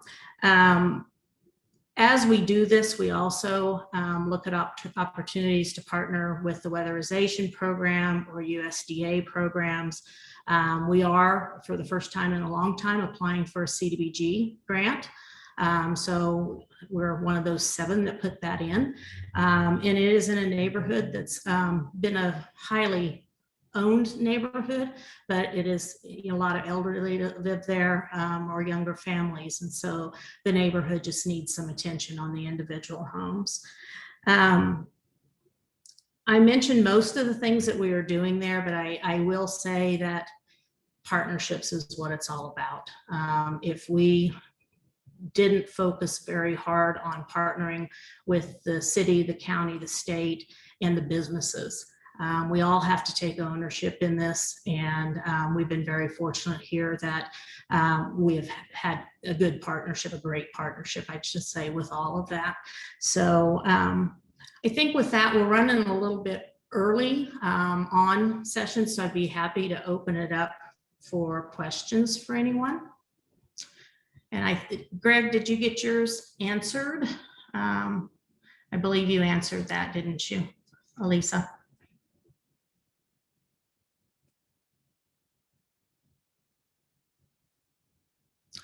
So we have a few more down here. Janet McRae is asking, it sounds like the study's recommendations will be out in December. Would it be fair for us to look at the study's goals as areas that we should include in our own legislative topics? So I'll turn that over to Amy.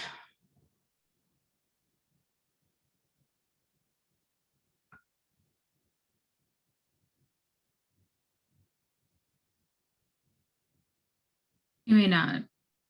There you is Here. Amy on? I see her, but Yeah, if those could be incorporated, the more I think we can. Oh, can I hear me?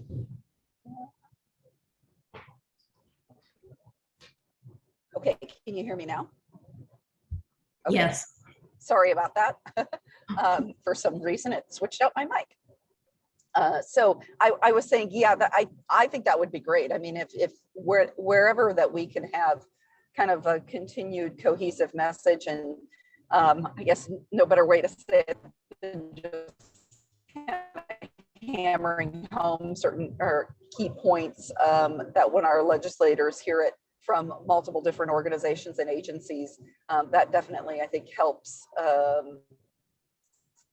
frame the issue for them a little bit better, to have their kind of key issues, and, you know, reminding them sometimes of some of the ones that might not be top of radar for them is always great.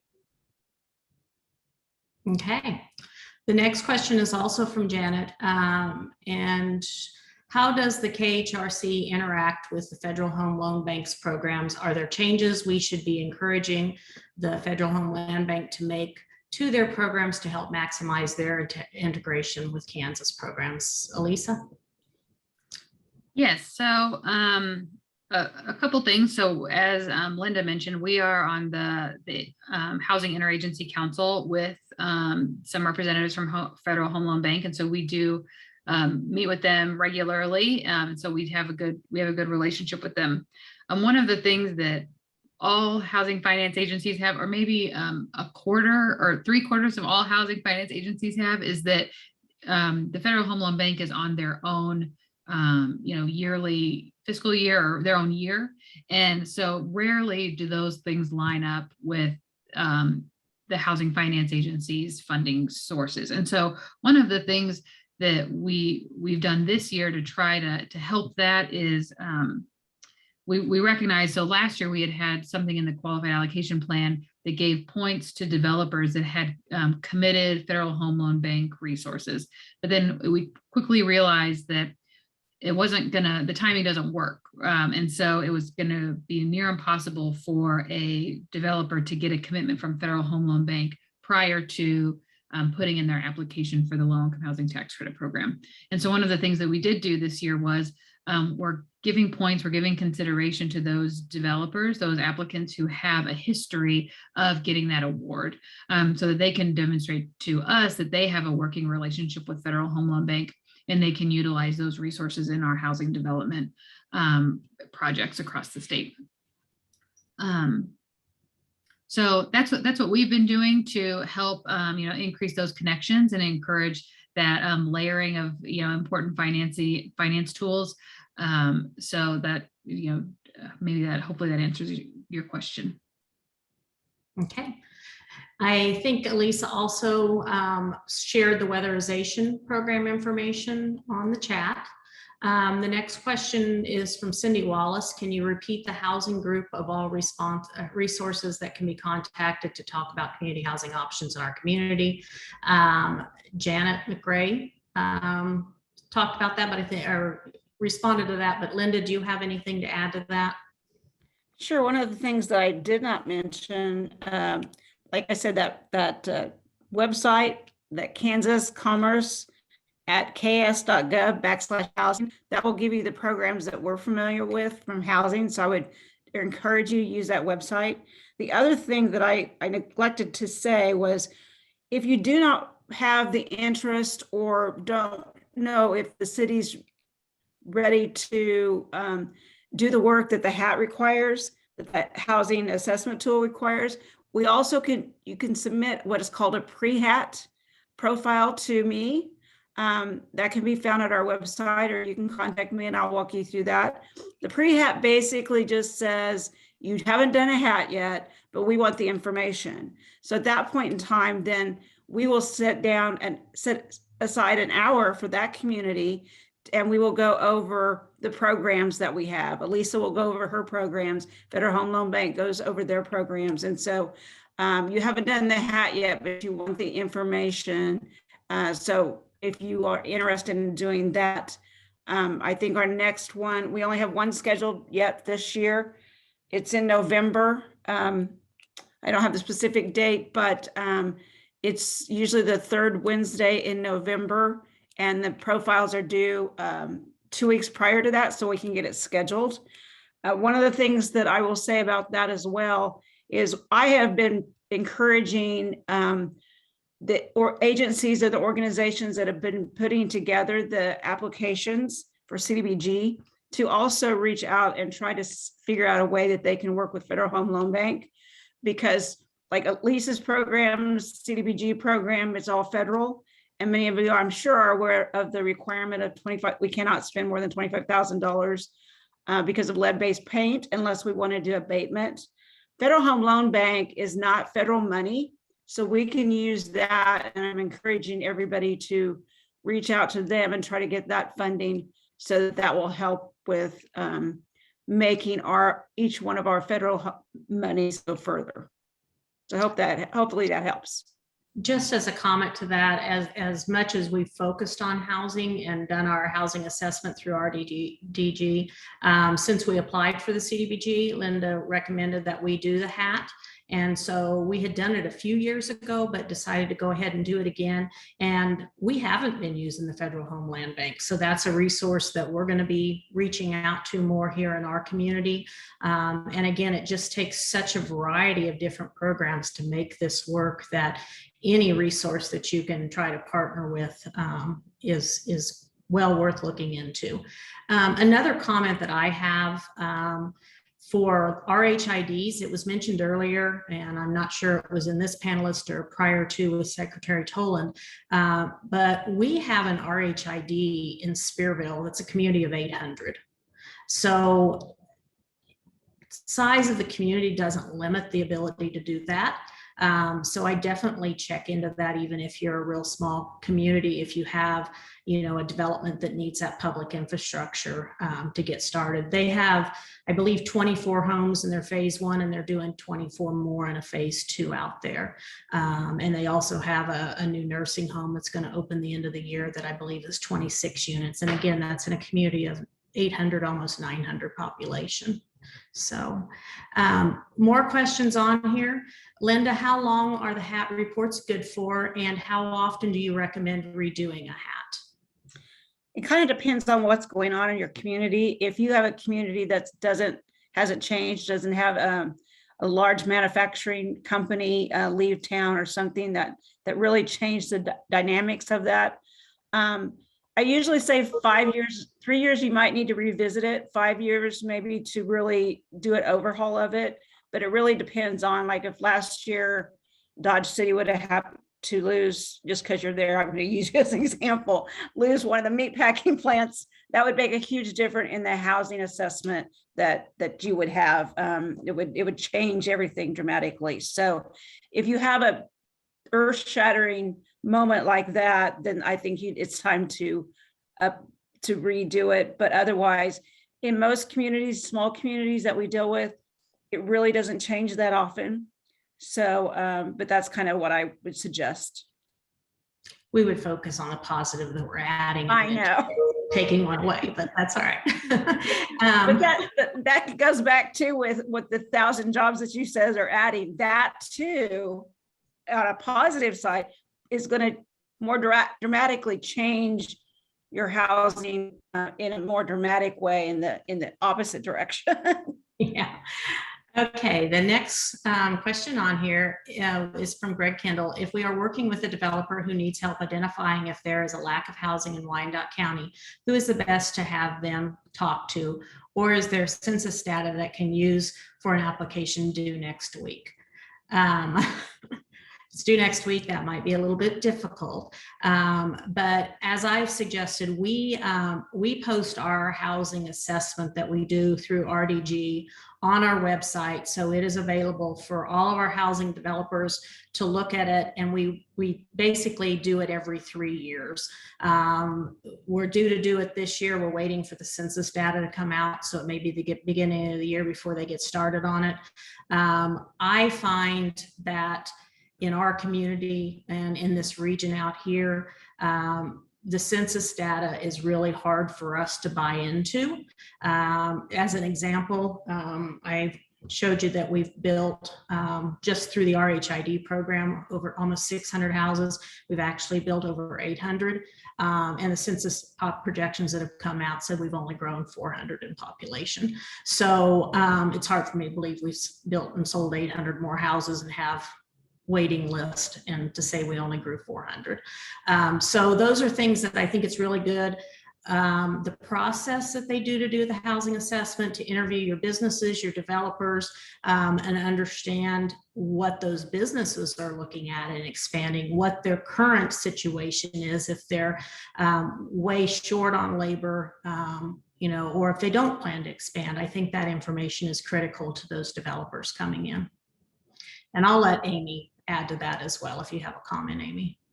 Sure, yeah. For Wyandotte County specifically, we did a more detailed study last year for Johnson County, but for Wyandotte County, I know there's a couple different agencies. One, I should say your census data, because you're dealing with a little bit larger population, the numbers sometimes are a little bit better because their margin of errors get a little smaller.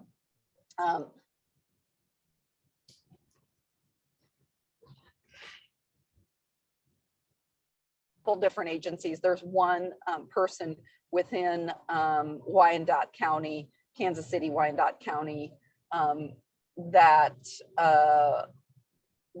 is focused purely on housing. And so she might be a resource that could assist you with some of that information too. That I'm sure they have some things around, specifically around some demonstrated needs.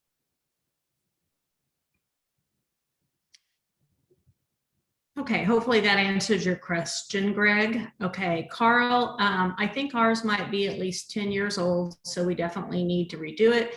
Can they be done locally with local people, or do you recommend consultants?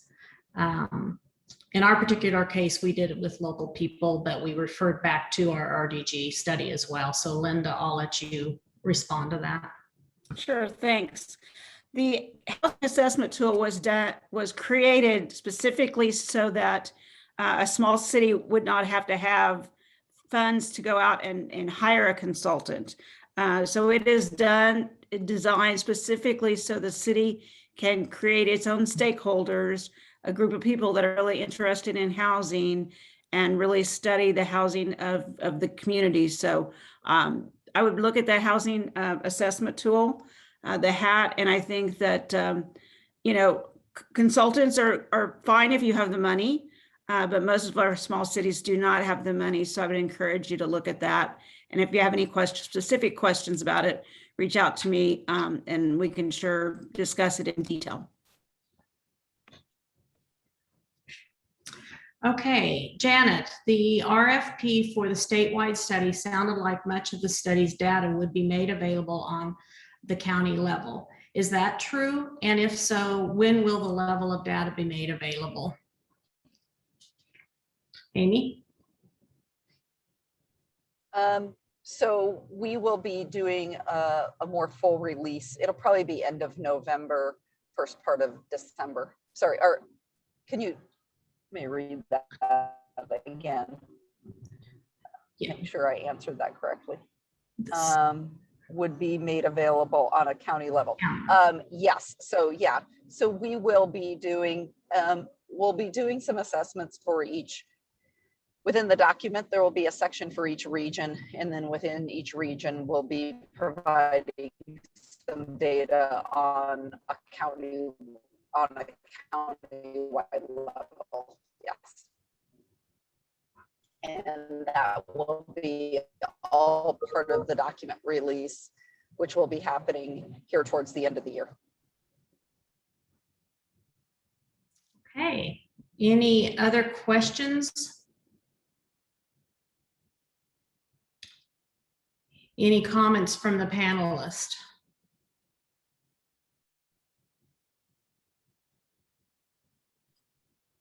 I would just like to thank everybody's questions, and I think we're all available to help you through anything and answer any questions that we can, because we all know that housing is a crisis. And I haven't, no matter where you go in the state, it's talked about, and it's been talked about for a long period of time.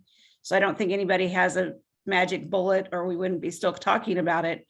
But I do think all the work everybody's doing, hopefully we can move in the right direction. Alyssa? Yeah, I can especially piggyback off of what Linda was talking about.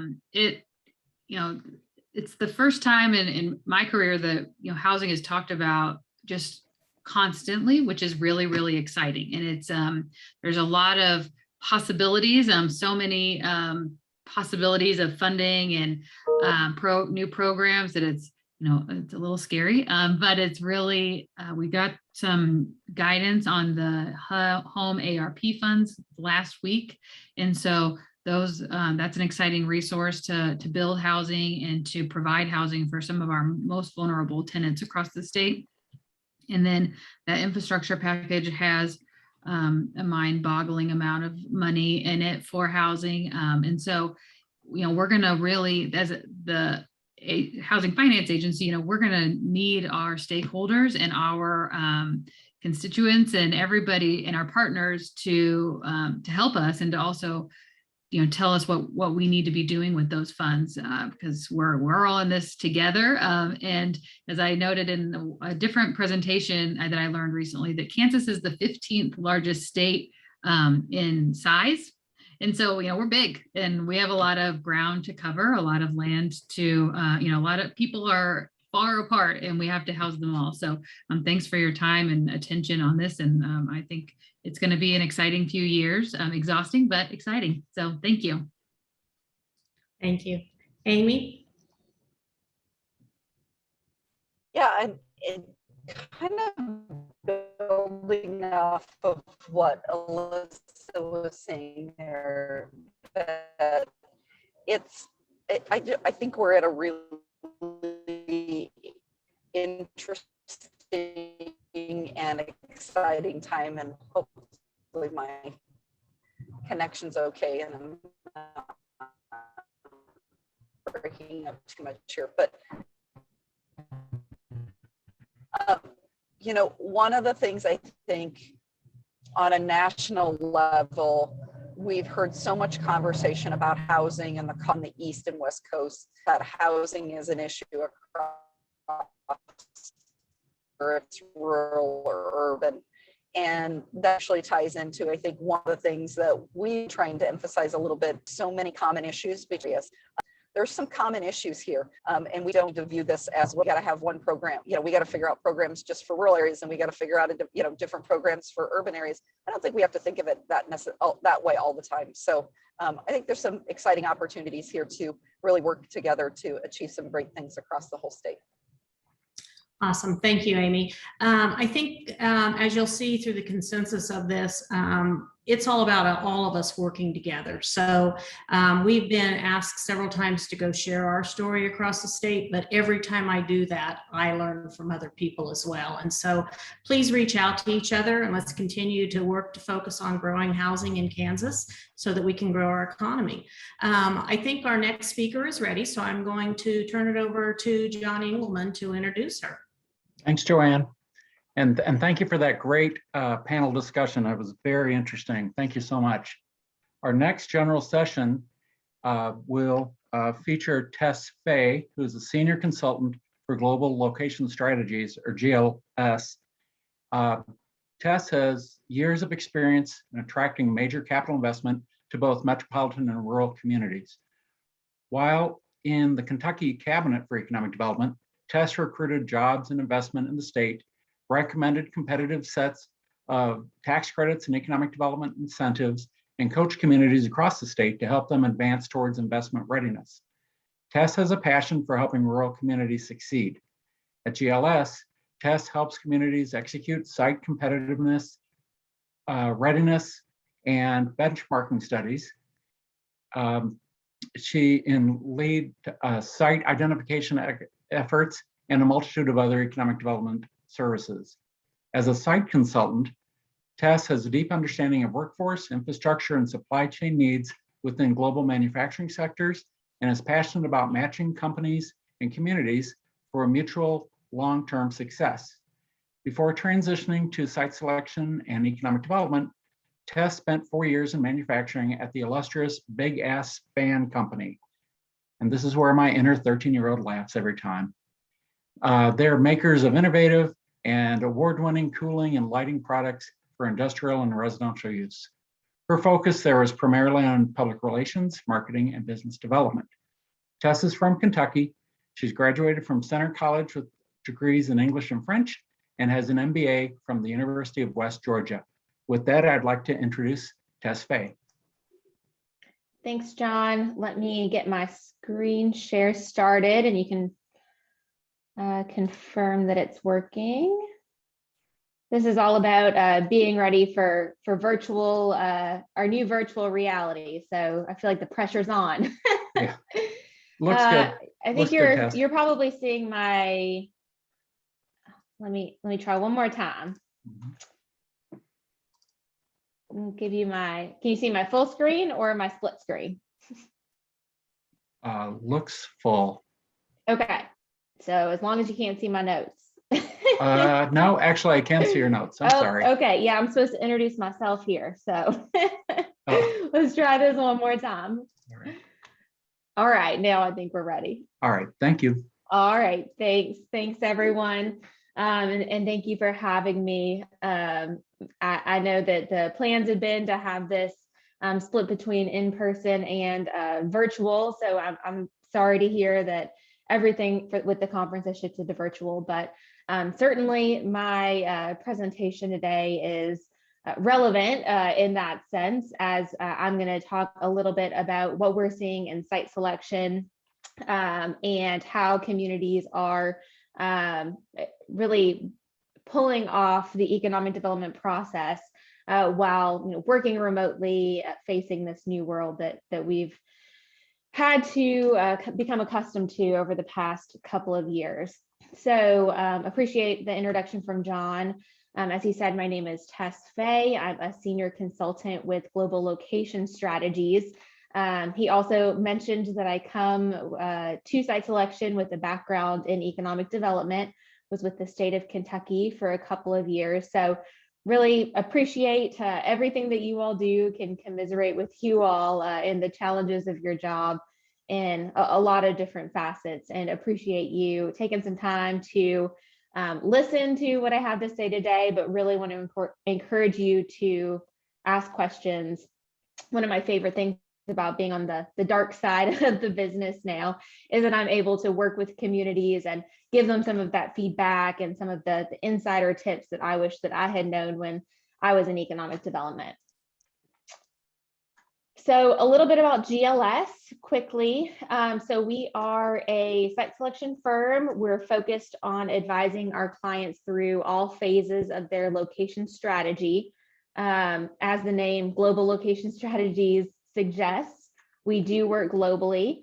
However, interestingly, over the past several years, the majority of our activity has been focused in North America. That's both companies internationally who are looking to expand into North America, as well as companies who are based here and looking to expand here. A core part of our mission is fostering multi-generational success. And we like to focus in on how we can best match companies and communities for long-term prosperity, making sure that it's a mutual fit between our clients and the communities where they're locating is really important to us. We do have a suite of services for economic development organizations. It's a fairly limited piece of our practice and focused on opportunities where we can leverage our site selection expertise to help communities develop their product, develop their community to be more investment ready for prospects when they come looking. Quickly here, you can see a few of our stats over the past decade or so. We've announced over $21 billion of capital investment, over 9,000 jobs, and just since 2015, we have worked on over $50 billion of capital investment. We're really known for working the heavy capital intensive manufacturing projects. Certainly we work some of the smaller projects as well, some distribution projects here and there, but our bread and butter are those larger, more capital intensive projects. So I'm going to transition in a few minutes into some of those tips for really thriving in our new virtual reality. But first, I'd like to spend some time sharing with you what we've seen in corporate location decision-making over the past couple of years. So I'll do that before I transition into those tips and how your community can position itself to take advantage of just the significant activity levels that we're currently seeing. So let's start by rewinding all the way to 2019. It feels like a really long time ago. And there was a lot going on before COVID. A few of those items included the shifting energy landscape. This was due primarily to shale exploration. Shale exploration really fundamentally changed the energy landscape globally. It also made the US much more competitive when it came to energy intensive industries that previously would look elsewhere, not in the US, but with shale exploration making the US much more competitive from a price perspective, we saw a lot of that influx come back in this direction. We were also watching rising nationalism, both in the US and abroad in places like Asia and Eastern Europe. We also were watching the trade and tariff uncertainty. So there were arguments with China, of course, between China and the US. There was also the renegotiation of NAFTA that was going on, conversations with the EU. So a lot of uncertainty related to trade that we were paying attention to. There also were demographic pressures with much of the developed world and China aging very quickly. And certainly this was impacting siting decisions. And then finally, there was rising threat of regional conflict throughout different parts of the world. So all of these different things have the potential to really disrupt supply chains and to shift where it makes sense for a company to do business. We were already seeing a lot of this movement, a lot of these conversations among our clients, just with having to reevaluate supply chains based upon all of these different factors. But then, of course, everything shut down. And what we found over the past couple of years are that the trends that I just talked through have continued through the past couple of years. And really the effect of COVID has been accelerating some of the changes that we were already seeing due to those factors. So let's take a look at some of the data and what was happening globally for FDI over the past 2 decades or so. So this graph shows the overall CapEx and jobs created from 2014 to 2020. Again, this is global. And what we can see here is that there was a peak for jobs in 2016, a peak for CapEx in 2018. There was, of course, an earlier peak here in 2008, but we know what happened after that. But what's interesting here is that around 2019, we started to see a steep drop off in investment projects. So that trend was already underway, but certainly in 2020 with the pandemic, we saw an even further decrease. It certainly wasn't as severe as any of us were anticipating, but that was a continuation of the trend that had started a year or two earlier. If we look at this broken down by country, so here we can see the total number of projects year over year by country. I should note the term FDI here is a little bit misleading because FDI markets, which is the source for the data that we're looking at, tracks state to state cross-border investment. And so it's not truly an FDI type of project, but this data set is still useful as we consider the trends. So for instance, what would be included in this line here is a project that, let's say the company is based in Oklahoma and makes an investment in Kansas. That would be caught here in this data set. So if we look at the total projects by year, the US and everyone else did see this decline here in 2020. However, the market share in the US went up in that time frame, which is interesting. So even though we, like everyone else, were seeing fewer projects, the US was benefiting from a larger percentage of that total market share. And we can look at this also by CapEx. So here you can see that the US gained even more significantly in market share, looking at this from a CapEx basis. Really that started in 2018, 2019 timeframe and continued through 2020. And then finally, we can think about this from a jobs perspective. There's always rhetoric out there that our jobs are leaving to go elsewhere, and that's certainly true in some respects and in some industries. But as we look at these data sets, the situation's maybe not bad as it could be, or as what some of that rhetoric out there suggests.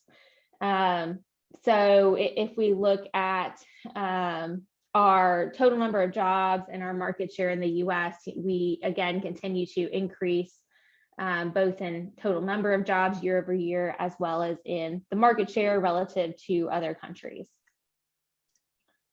So if we take a minute to look at Kansas and how Kansas matches up. So this graph shows the number of projects, again, using FDI markets as our data source from 2016 to 2020.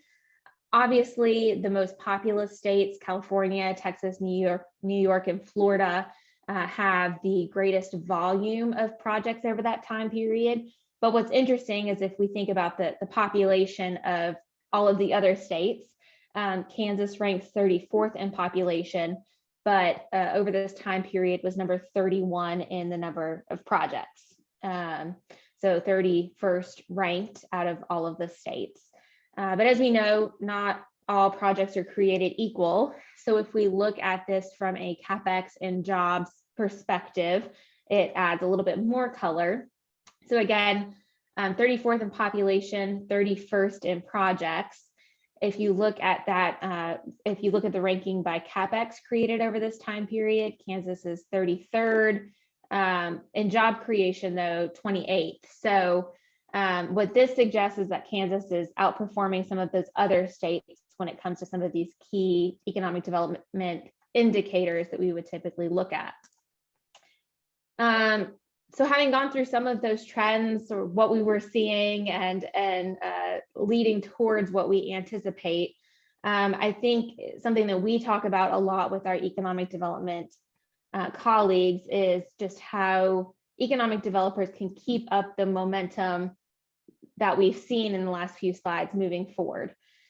So we at GLS are seeing unprecedented levels of activity across a broad range of industries. There's a lot of pent-up demand.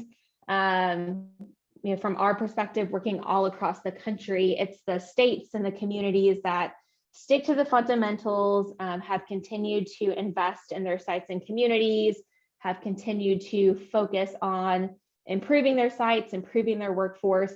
Those are the communities that have been best prepared to take advantage of this huge influx of projects that we've seen since beginning of this year or so, and that we expect will continue over the next couple of years at least. So if we look at what is to come, you can see some projections here that I thought were pretty interesting from the IMF.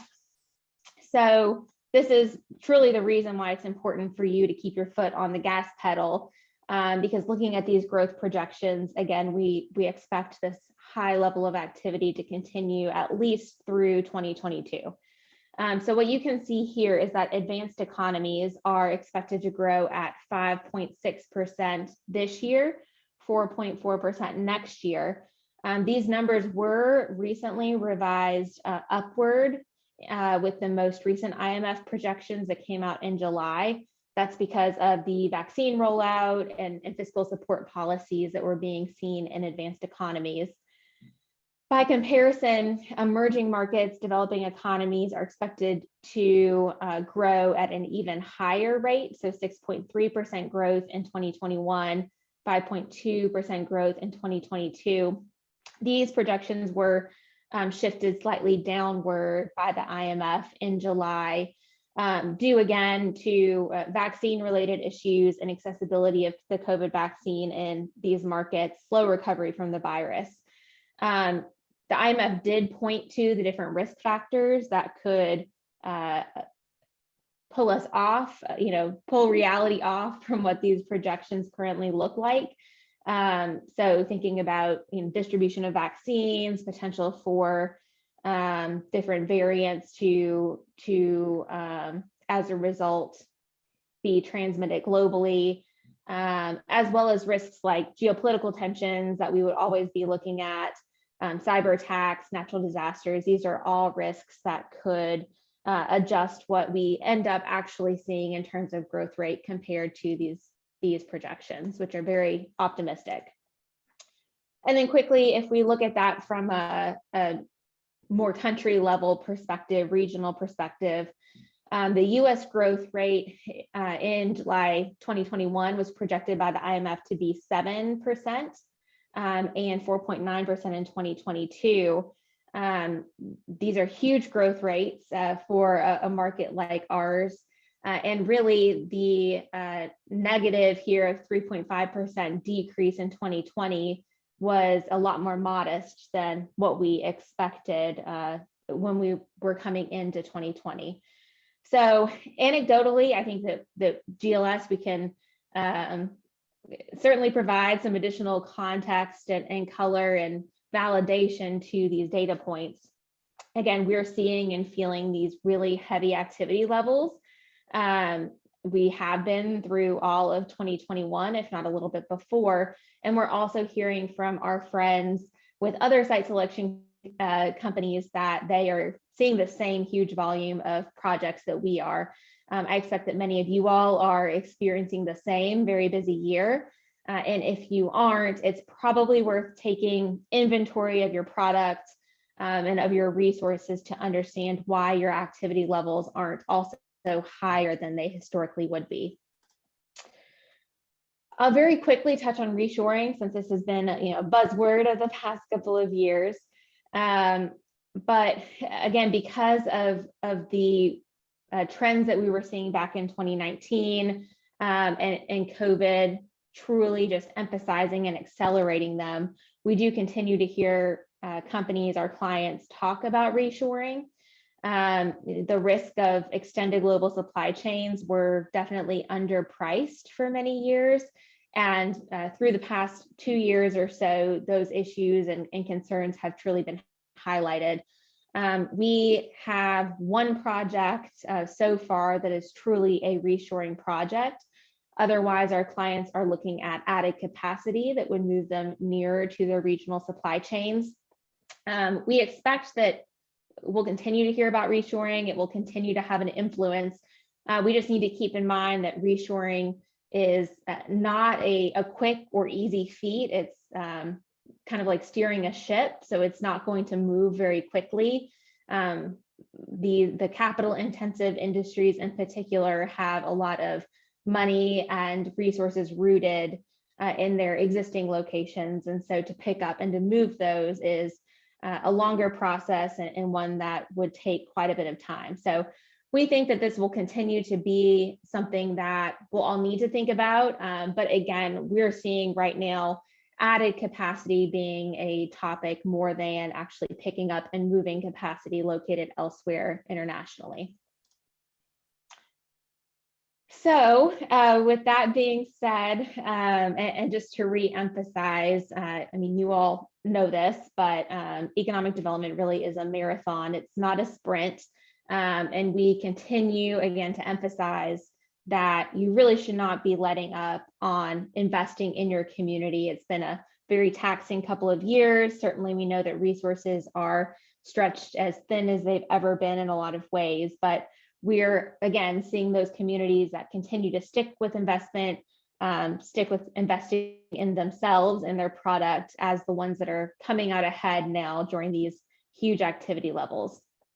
So I'm going to transition now into discussing a few tips to maintain this momentum, how to thrive in our new virtual reality.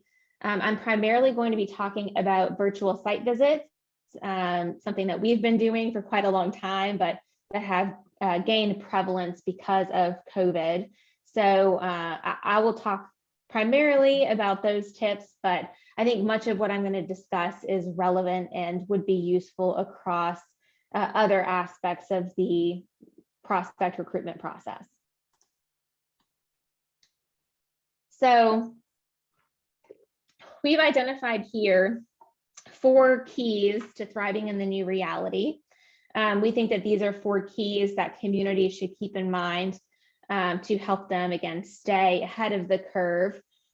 Number 1, becoming investment ready. So as I've just emphasized over and over again, it's important to invest in your inventory to be able to market your sites and buildings. Number 2, it's important that you know where it is that you compete. So how well does your location, your community and your site compete on quality, cost, and risk factors? Those are the items that we're evaluating on behalf of our clients during any site selection process. Number 3 is taking care of your existing industry. I expect that this is something you've been very focused on over the past couple of years, making sure your industry can continue to be operational and is supported through all of the turbulence of the past couple of years.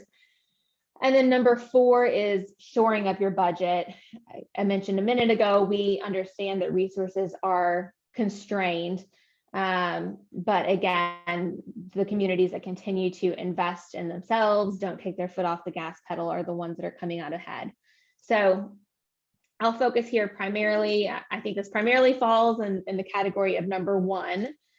And just to give a little bit of insight into where virtual site visits fall in our typical process, I'll show you all the site selection funnel, because I can't call myself a site selector if I don't at least have one slide here with this funnel. So in our process, we always begin every project by trying to put as many different locations, regions, sites into the top of this funnel. And then through a methodical, data-driven process, we work to quickly eliminate as many of those options as possible until we end up with the best couple of locations for our clients to choose between.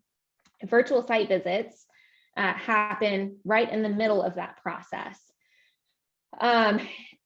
So virtual site visits, if you're unfamiliar with them, they are very similar to an in-person site visit, except that we don't actually get to go visit the site in person. Everything happens over Zoom or Teams or whatever the platform is that's preferred for that project.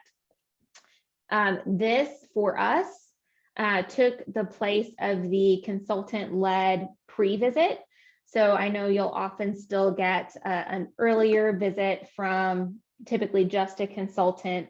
It's a shorter visit to check out the site, confirm that project specs can be met by the site in your community, and then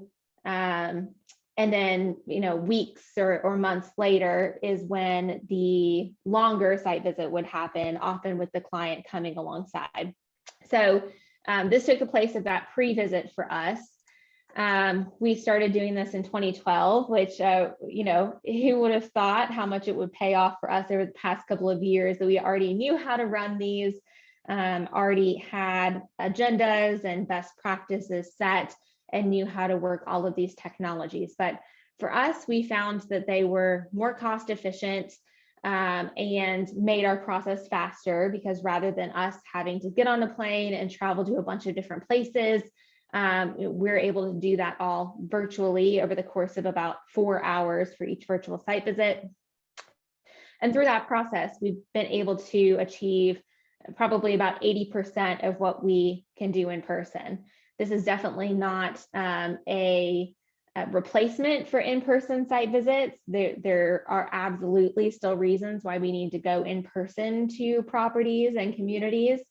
But this helps us to, again, speed up that process, get through the early eliminations a little bit faster.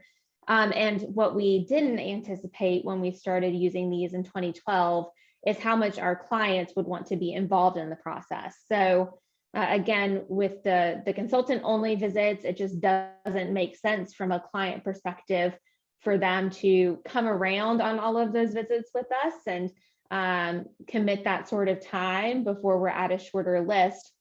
But with virtual site visits, they're able to tune in and become familiar with the locations much earlier than they would otherwise be able to. So some of our clients take a very active role where they actually ask questions throughout the virtual site visit. Most of them, though, like to remain in the background. Either way, they maintain confidentiality by not turning on their camera, not having their name pop up. But it is an opportunity for them to be more familiar, learn about your community early on, and then be more engaged through the rest of the process. And then finally, one of the benefits of virtual site visits is that we're able to include more sites at this stage of the process, just because we're removing the logistical barriers. If we were going in person, you can only cram so many sites into a week or 2 weeks, and flights only go with so much regularity. But with virtual site visits, we have the opportunity to add more properties if we feel like there are a few that could work, we're on the fence about them, and we just want to do one more layer of due diligence before making that decision. So, like I said, we've been doing these a long time, but we've heard from communities that they've become much more prevalent over the past couple of years. And we're expecting them to stay. Again, they're not going to be a substitute for in-person visits, but as others have recognized the benefits that we have to virtual site visits, and also as corporate restrictions on travel linger, and as everyone has become more familiar with the different technology platforms and how to work Zoom meetings, for instance, we expect that this is still going to stick around, at least to some extent. And so the more that you can be comfortable promoting yourself, promoting your community and your site through a virtual site visit, the more prepared you will be to succeed in these prospect visits. So I'm going to go through a few different rules that we've outlined, tips to, again, do really well, put your best foot forward during these virtual site visits. But I do think these are relevant across many other pieces and other milestones of the site selection process. So hopefully these will translate well into all parts of what you do when you're working to recruit a company. So number one, and this to me is truly one of the most fundamental and important items we'll talk about, is aligning your team. So on a virtual site visit, just like a regular site visit, you're going to have a variety of partners who are asked to participate. It really is every partner who you would typically invite to an in-person site visit who you should also invite to the virtual site visit. So in addition to, of course, the local economic development team and the state economic development team, you would include your utility partners, logistics partners, workforce partners. If you've had due diligence studies performed on the site and you have an engineer of record, they would be part of this process as well. Before COVID, we always recommended that communities, even for virtual site visits, we recommended that everyone come to the same meeting space. Logistically, it just made it a lot easier. Because of COVID, there are some obvious limitations there, and so there's extra coordination that's required. Either way, though, virtual site visits are certainly a lot to coordinate. When I was on the economic development side, I ran 3 or 4 virtual site visits actually on GLS projects. And so know firsthand from your all's perspective how many puzzle pieces there are and how much coordination it does take to pull these off successfully. So the more preparation that you can do ahead of time, the better, just to make sure that once the virtual site visit starts, particularly if the client is potentially going to be on that virtual site visit, you'll be prepared to make a really good first impression. So we recommend that you do a test run with all of those different stakeholders, make sure everyone knows how to get into the technology platform, logs on early, make sure you don't have any of those annoying echoes that I know we're all really familiar with at this point, 2 years into virtual economic development. And then we also recommend that you designate different tasks for different members of your team. So typically you would have a lead presenter. This is often the local economic developer. And this is the person who's going to be the guide throughout the virtual site visit from the community side. So this person will handle all of the introductions, will typically cover a community and a site overview, and will be the MC basically throughout the 4 hours or however long the virtual site visit is. We also recommend that you have a technical support person, someone who doesn't have to have an active role in the virtual site visit and can truly just focus on making sure the presentation's working, video and audio are working. If there's a waiting room to the Zoom meeting, for instance, they're the person who's accepting those participants when the time comes to bring them into the conversation. But someone, again, who doesn't have to have an active role and can just focus on making sure technology does not go wrong during that virtual site visit time. We also recommend having a partner coordinator. This may be the state economic development partner on the project, but this is someone who can coordinate with all of those different stakeholder partners, make sure that they develop their PowerPoint slides ahead of time and get those corralled into one file. They can communicate on the agenda, when people should be coming and going and that sort of thing. And then finally, we talked about the partners who are probably going to be a pretty big group, and they're all going to be incredibly important to this process as well. But it really is vital that you align this full team in terms of schedule, what the expectations are for their presentation during the virtual site visit. It's important to share with them the information about the project drivers, and just to make sure that everyone is communicating the same messaging, has the same sense of enthusiasm for your community.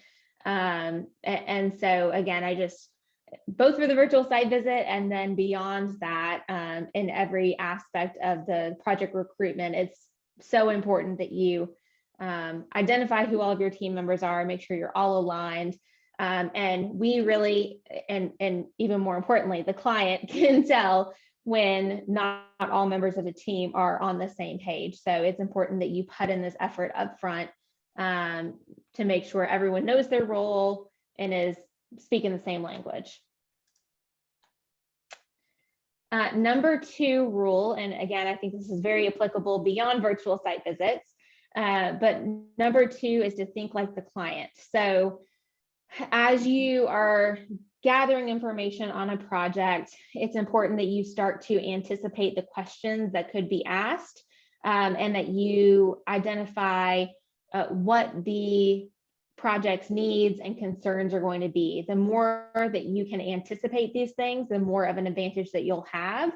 And so we as site selectors and the client as well, we know what the likely risk points are going to be for your site and community as we come into a virtual site visit. And we also notice when you avoid addressing them. So the better tactic for you is to acknowledge upfront what your risks or weaknesses relative to the specific project are, and to communicate what the solution is that you've identified to overcome those obstacles to satisfy the project's needs. So I'm going to speak a little bit about how you can strategize and think about the 3 big cost drivers of labor, logistics, and energy, how you can think about the likely risks, which are typically in the buckets of schedule, cost, and ability to operate both initially and into the future.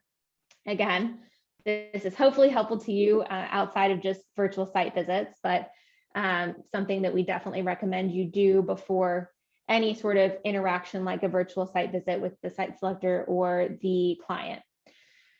So what I would do first, if you don't already, when you get a project description, an RFI in, I know that the information that you get is typically fairly limited, but I would expect that most of the time you have, at a minimum, the capital investment and the number of jobs created.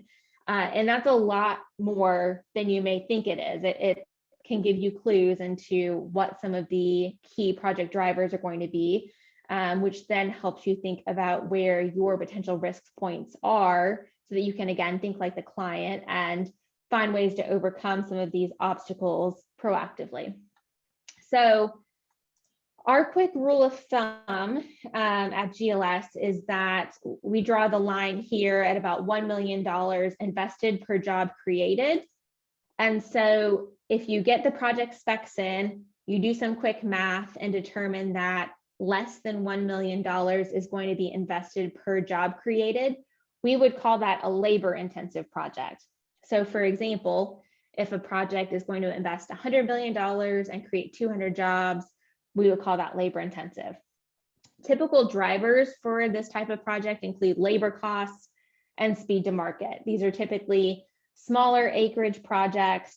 The smaller the acreage, the more competitors you have out there. So being able to show both your cost competitiveness from a labor perspective, as well as how you can help get the facility up and running quicker than everyone else are going to be two important keys for most of those types of projects.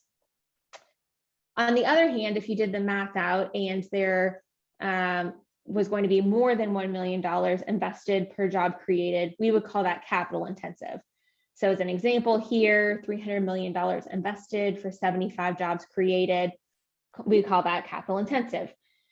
And again, all projects differ, but typical drivers for this type of project are going to be energy costs, infrastructure, both the capacity of the infrastructure as well as where it's located and timelines to get it to your site.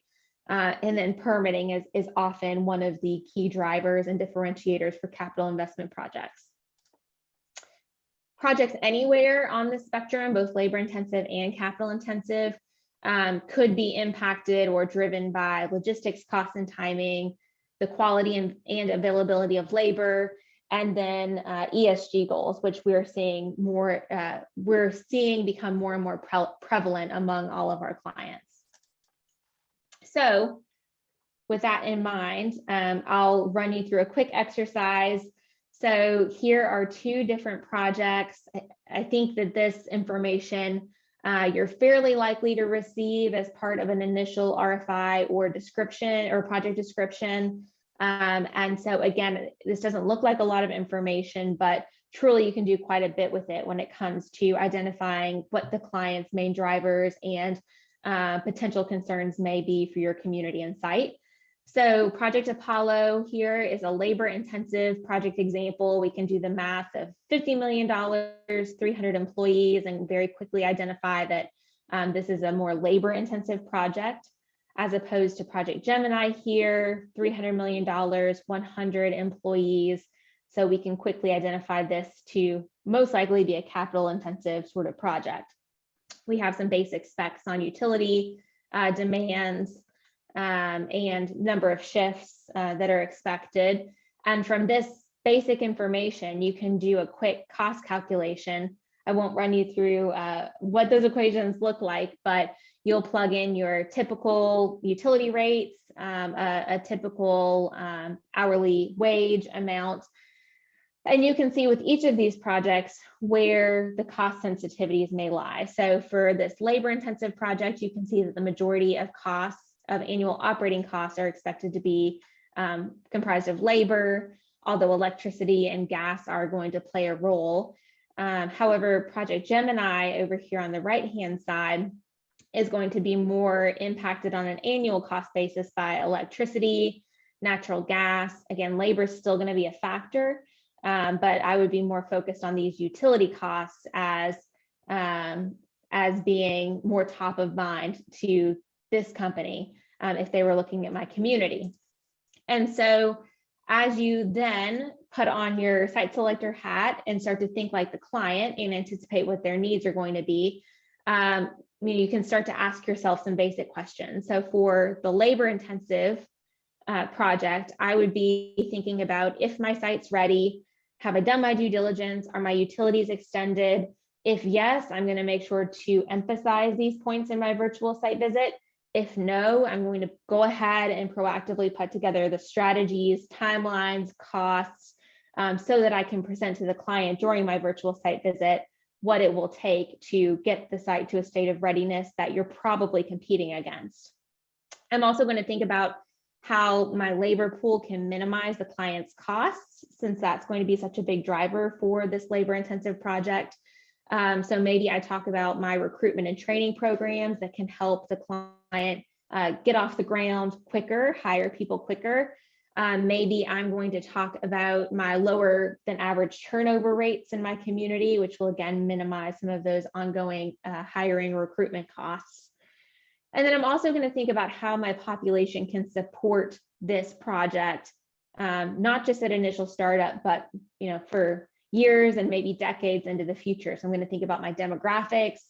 I'm going to think about partnerships between my K-12 and my technical colleges. These are all things that a client with a labor-intensive project are probably going to have top of mind.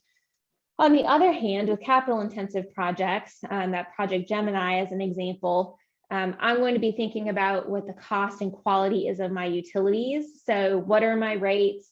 How long is it going to take me to get all of the utility lines extended? How reliable are my utilities? And again, if I identify any weaknesses, I'm going to start to proactively identify ways to address those before the client has to bring them up themselves. I'm going to think about how streamlined my permitting process is, and I'll make sure to communicate that during my virtual site visit. And from a workforce perspective, I'm probably thinking less about cost. Certainly cost of the labor force will still be a consideration, but with the smaller number of employees, I'm going to think more about what sort of skills and specialties and relevant training programs I can emphasize as I go through my virtual site visit. And so this leads fairly seamlessly into rule number 3, which is how you tell your story during the virtual site visit. So virtual site visit is your opportunity, your team's opportunity to tell your story and to help the client envision themselves in your community.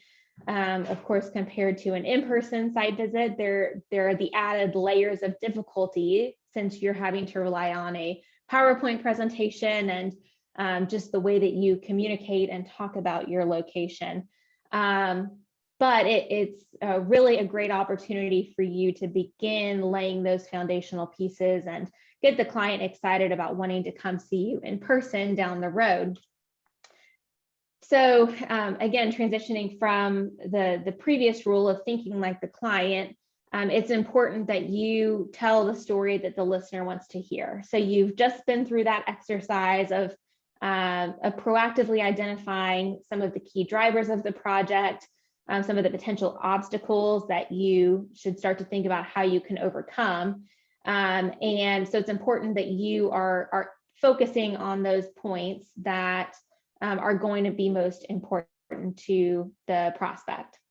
You can have all of the facts right on your site and your community, but if you aren't telling the story in a way that the client cares about or that meets their needs, they can tune out really quickly.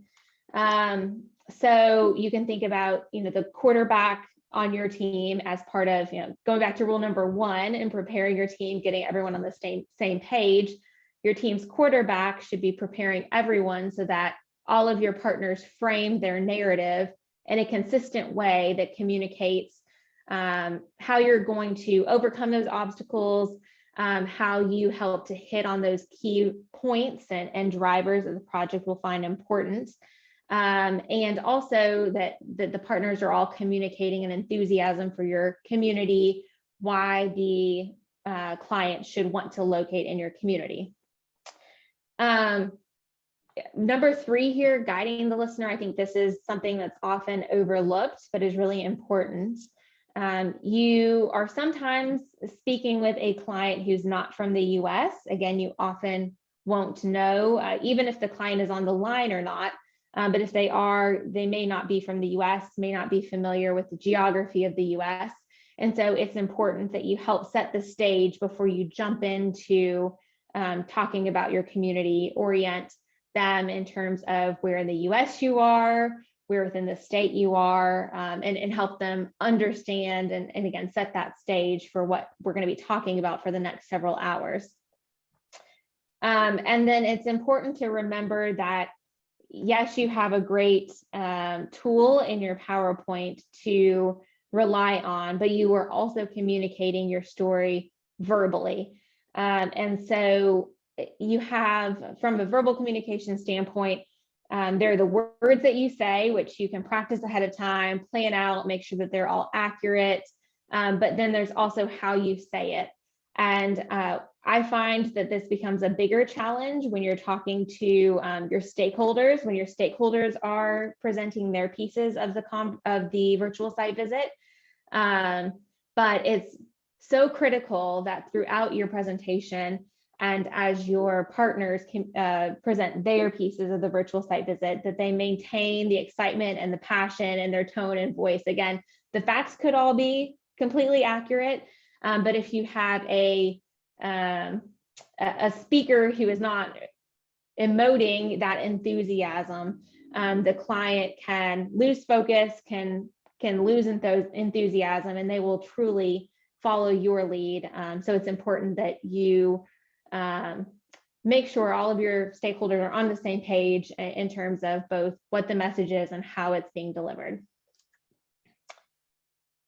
So just a quick example, thinking about how to tell your location story. So again, it's important to orient, where you are in the country, where you are in the state, and then to provide some local, more zoomed in maps that show the intersection of transportation before you go directly into the site maps.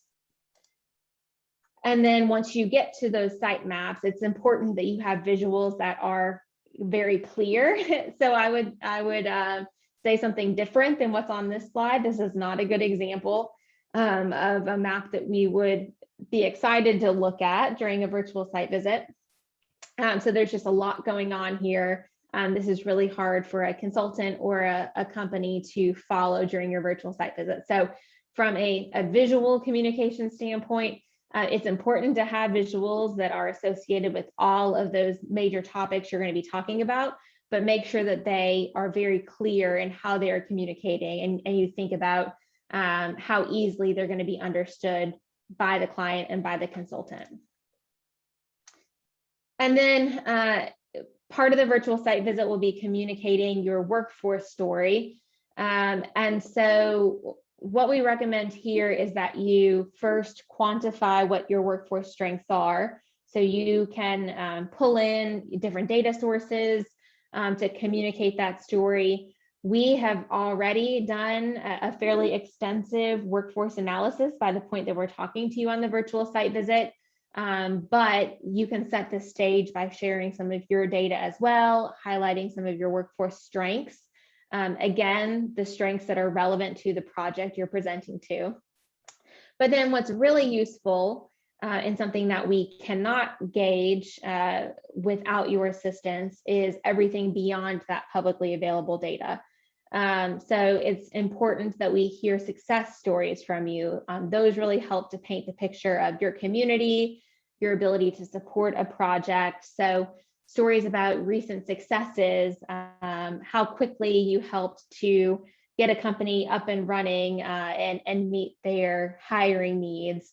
Those are stories that, again, we can't quantify with our data sets. We don't have that information, but that's context that you can provide as you tell your story that will be very impactful for the client. Again, if it's framed in a relevant way and in a way that's going to matter to the client for the particular project that you are working to recruit. And then finally, rule number 4 is to up your digital game. So I'm sure by this point, we are all very familiar with the majority of the platforms that you see here on the slide, but there are a multitude of tools out there and they all function a little bit differently. And so the more that you can prepare, the more that you can understand all of these technology platforms, the better, so that you can avoid any of the technology annoyances that are just going to set you off course and take up time at the beginning of the virtual site visit. During your virtual site visit, we often have communities who try to show us a video, typically during the community overview section. It's a nice idea, but the videos never work correctly when you're trying to screen share them, and then you've got everything being transmitted through the different participants. Internet speeds, it's just not something that I would recommend that you rely on going correctly. So what we suggest is that you send any video links before the virtual site visit starts. It can help to set the stage. But then don't necessarily use them during your virtual site visit, because again, they're going to buffer, they're going to skip, and people aren't all going to be seeing the video as you hope for it to be seen. So thinking about opportunities for you to, again, up your digital game, we have seen huge advancements in geospatial capabilities. We use a platform that's extremely user-friendly. None of us on the GLS team are GIS experts, but you sort of start to feel like you are because of the accessibility of the platform that we use.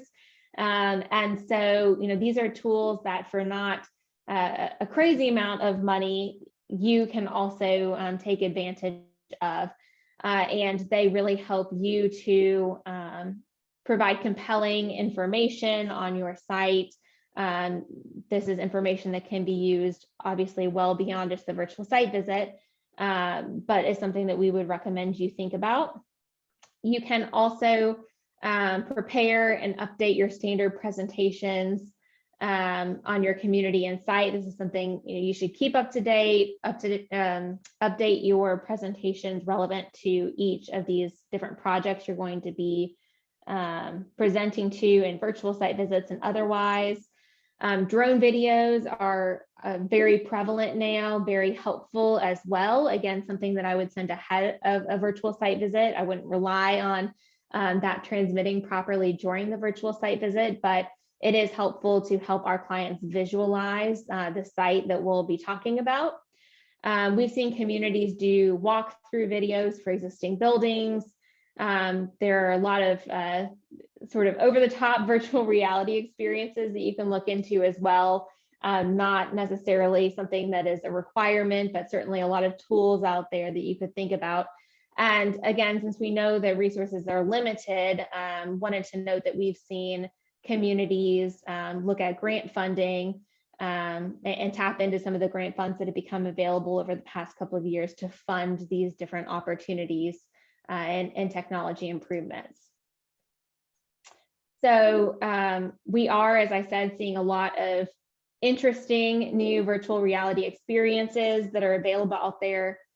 I would focus on the fundamentals before you start to layer in any of the newer technologies, but you can see an example here of some of the mapping that's available that gives you more of a 3D view of a community and can help a prospect really visualize themselves in this case, the downtown of a community.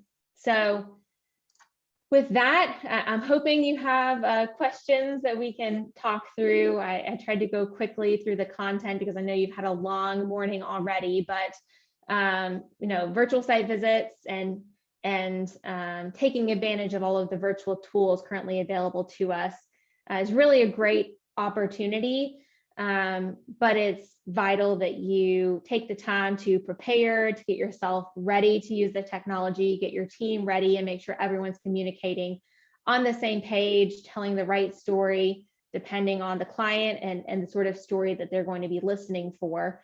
But with that, I'd love, John, if you want to wrap things up or throw me any questions, I am ready. We're great. We have till 3:30. So if you have any questions, you can put them in the chat. You can raise your hand. I'm going to ask Carrie, if you're still on, Carrie, if you'd be watching for those hands raised, please. And Tess, by the way, this was a great presentation, and we have had one of our community partners go through a mock virtual tour, and it was very eye-opening for that community and really got them thinking about what it takes to be top drawer, in a virtual world. So thank you. Great. Tess, we did have one question when you were discussing who to make sure to involve in your visit. Officials, where do they fall into that piece? Public officials are tricky, right? Always tricky. As a rule of thumb, I would always ask the consultant before you involve a public official. sometimes there's a role for them. Earlier in the process may not be the right time. What we've seen some communities do is you try to balance, making the public official happy, but making sure that you're not jeopardizing the project. And what they're wanting to do is we'll see communities bring in the public official maybe during the introductions. So in a virtual site visit, maybe they can come on, welcome the project. We're so excited. My door's open if you have any questions. Thanks so much. And then they exit and we continue the rest of the virtual site visit. So that might be, an appropriate sort of balance, trying to figure out how to navigate that. But always, I would just recommend asking the consultant, stating why it is that you want the public official to be on, and what their role will be. But again, I recognize that's a very tricky question to answer, and it changes by community. Yes, we have a question and a comment from Nikki with Sunflower. First off, great presentation, which I agree with. What's the biggest no-no you've experienced in a virtual site visit? Oh, there are so many. So many stories I could share. So I've got a couple of fairly recent examples I can share, both cringeworthy, but I think just go to emphasize the importance of some of those points that I walked through. So with our virtual site visits, we try to prepare you as much as we can ahead of time. We provide an agenda that you have the flexibility to move around depending on people's availabilities, but we are very clear in what we expect. We want a PowerPoint. Here are the points that we want to cover. And I had one community who we started the 4-hour virtual site visit. We had several members of the client team who were all hidden but listening in, and the community had done no preparation, got on, introduced themselves and said, "So what questions do you have?" And so that's a very extreme example of not at all being prepared, not having thought through the project specs, what the client's going to want to talk about, and just at the very fundamental level, not following the directions that we had outlined. So that was the first time that had happened to me. And hopefully that's something that none of you would ever do. An example that I think is a little bit more likely to happen in your communities as you are, adding more and more stakeholders to these conversations is that I had a recent virtual site visit. The community did an excellent job. Stakeholders did an excellent job. We were in a portion of the conversation talking about the community, and one of the stakeholders who was kind of right outside of the economic development bubble, right? This was someone from the board, I believe, who was speaking to the community and how great the community was and very enthusiastic about why this is where we should come. Said, great community, we always band together. Let me give you an example. He said, a couple of months ago, we had a horrible tornado that came right through town, took out our existing manufacturer's building, but wouldn't you know, we all came together, and within 2 weeks, we'd found them an alternate, a temporary location where they could get up and running again. And it was just, great teamwork from our community. And of course, we all know that as soon as I got off, that virtual site visit and on a call with the client, their very first comment was, now the tornadoes. How often are tornadoes going through this community? So I think, that's a scenario that could happen to any one of us. Again, the more stakeholders you add, the more risk there is of these comments that are not meant to be counterproductive, but you just have to think about how the client is going to be taking the information in. And so that's why, again, it's just so important to prep all of your stakeholders, to communicate to them the message that you want the company to be getting from you, to share the sense of enthusiasm, but to kind of understand the do's and don'ts of talking to clients and what those sensitivities may be. Very good. We have a question from Jack. He says, we know you are using JobsEQ, and he'd like to know why use that tool rather than other labor force databases. Do you have an opinion? Yeah, so we use Jobs EQ. I know everyone's kind of split Jobs EQ versus MZ. And I think either tool is a great resource if it's something that you have the ability to have and tap into. You know, with either one of those databases, there's a lot of publicly available information that's housed in there and amalgamated, updated regularly as the publicly available data gets updated. And then additionally, there are statisticians on staff who are doing updated projections and making some other calculations that is not, you know, that are not part of that publicly available data. So for us, we really like the ease of being able to go into Jobs EQ and you know, quickly find the data points that we need without having to track it down. We know that the information is up to date. There's also really great chat, you know, feature, very quick customer service when we have questions and are trying to figure out where certain data points are. So for us, I mean, we know enough to be dangerous across a lot of different topics. I think you'll find that among site selectors across the board. And for us, the benefits of having Jobs EQ in our case to rely on has been extremely beneficial, so that we're not having to track that all down ourselves and make that interpretation of the labor data ourselves.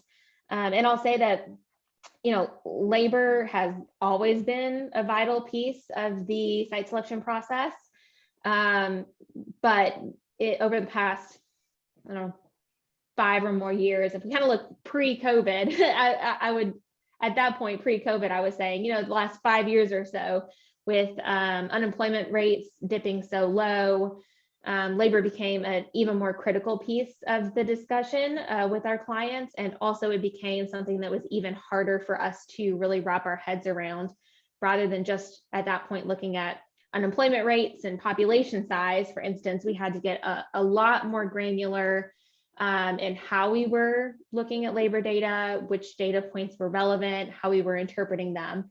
And so that has only accelerated through the past couple of years and become even more challenging for us to really understand if a community can meet the needs and support the client or not. And so again, for us, the ability to have Jobs EQ in our case as a labor platform has definitely been a game changer. Thank you. That was great. Do we have any other questions?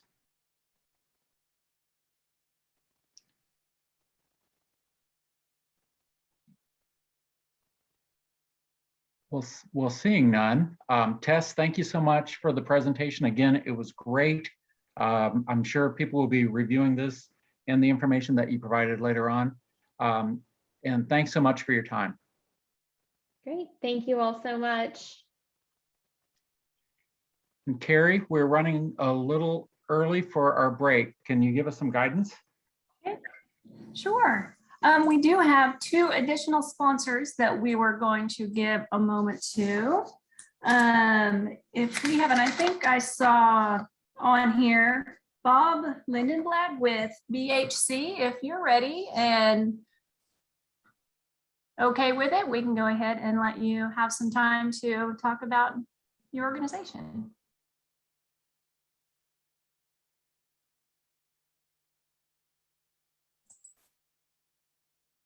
Bob, you're on mute still.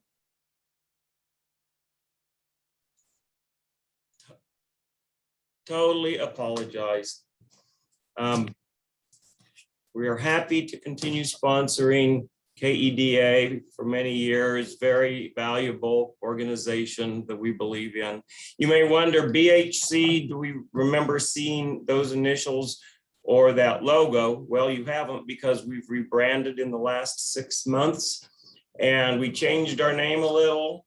So we were BHC Roads. Murray Rhodes, our longtime partner, retired several years ago. And so we've rebranded to BHC, new logo. So that's what you'll be seeing from here on. Again, we're the same civil engineering company that does civil design, new developments, public works, utilities, and we do surveying with offices in Overland Park, Kansas City, Kansas, and Dodge City. And we do work all over the state, as well as licensed in another 40 states. And the relationships that we've had with so many of the economic development folks through the years in the state has been very helpful in moving forward many of our projects. Right now, we're working on some healthcare facilities around the state. We are active with our retail, commercial, national developers that are still busy finding sites around the state for various restaurants and commercial facilities. We've done due diligence for industrial around. So anytime you need to reach out for help from us, we are happy to help you out. So again, wish we were all together. It's one of the fun conferences of the year, and good luck for the rest of the conference. Thanks. Thank you for the information. And again, thank you for sponsoring. We really appreciate that. Okay, and then last we have Brad Reams. I think I saw you were on as well with Great Plains Industrial Park. Hello. Thank you, Carrie. Good to see everyone today virtually. Wish we were there in person in Salina, but happy to help sponsor. Again, we think the state's moving in a great direction with Lieutenant Governor's direction and everybody at the Department of Commerce, Bill Murphy and his staff, et cetera. Just had a really dynamic year, and we hope to really have some great things to say here in the last quarter. One of the things that we wanted to do at KEDA was talk to everybody about our foreign trade zone that we're working with Watco on. We have been approved, and so for all those companies out there in Kansas that are bringing in, if they can get off the West Coast or even out of the South, any of their products to the US, if there is a tariff involved, we have public multi-tenant warehousing that can save some money for Kansas businesses. And so if anybody would like to certainly pursue that, we're the only FTZ outside of Kansas City at the current time. So there's some things that we can do to help companies in your community save some money. That's what we'd like to do. And that's the reason for creating it, was to save money for Kansas companies.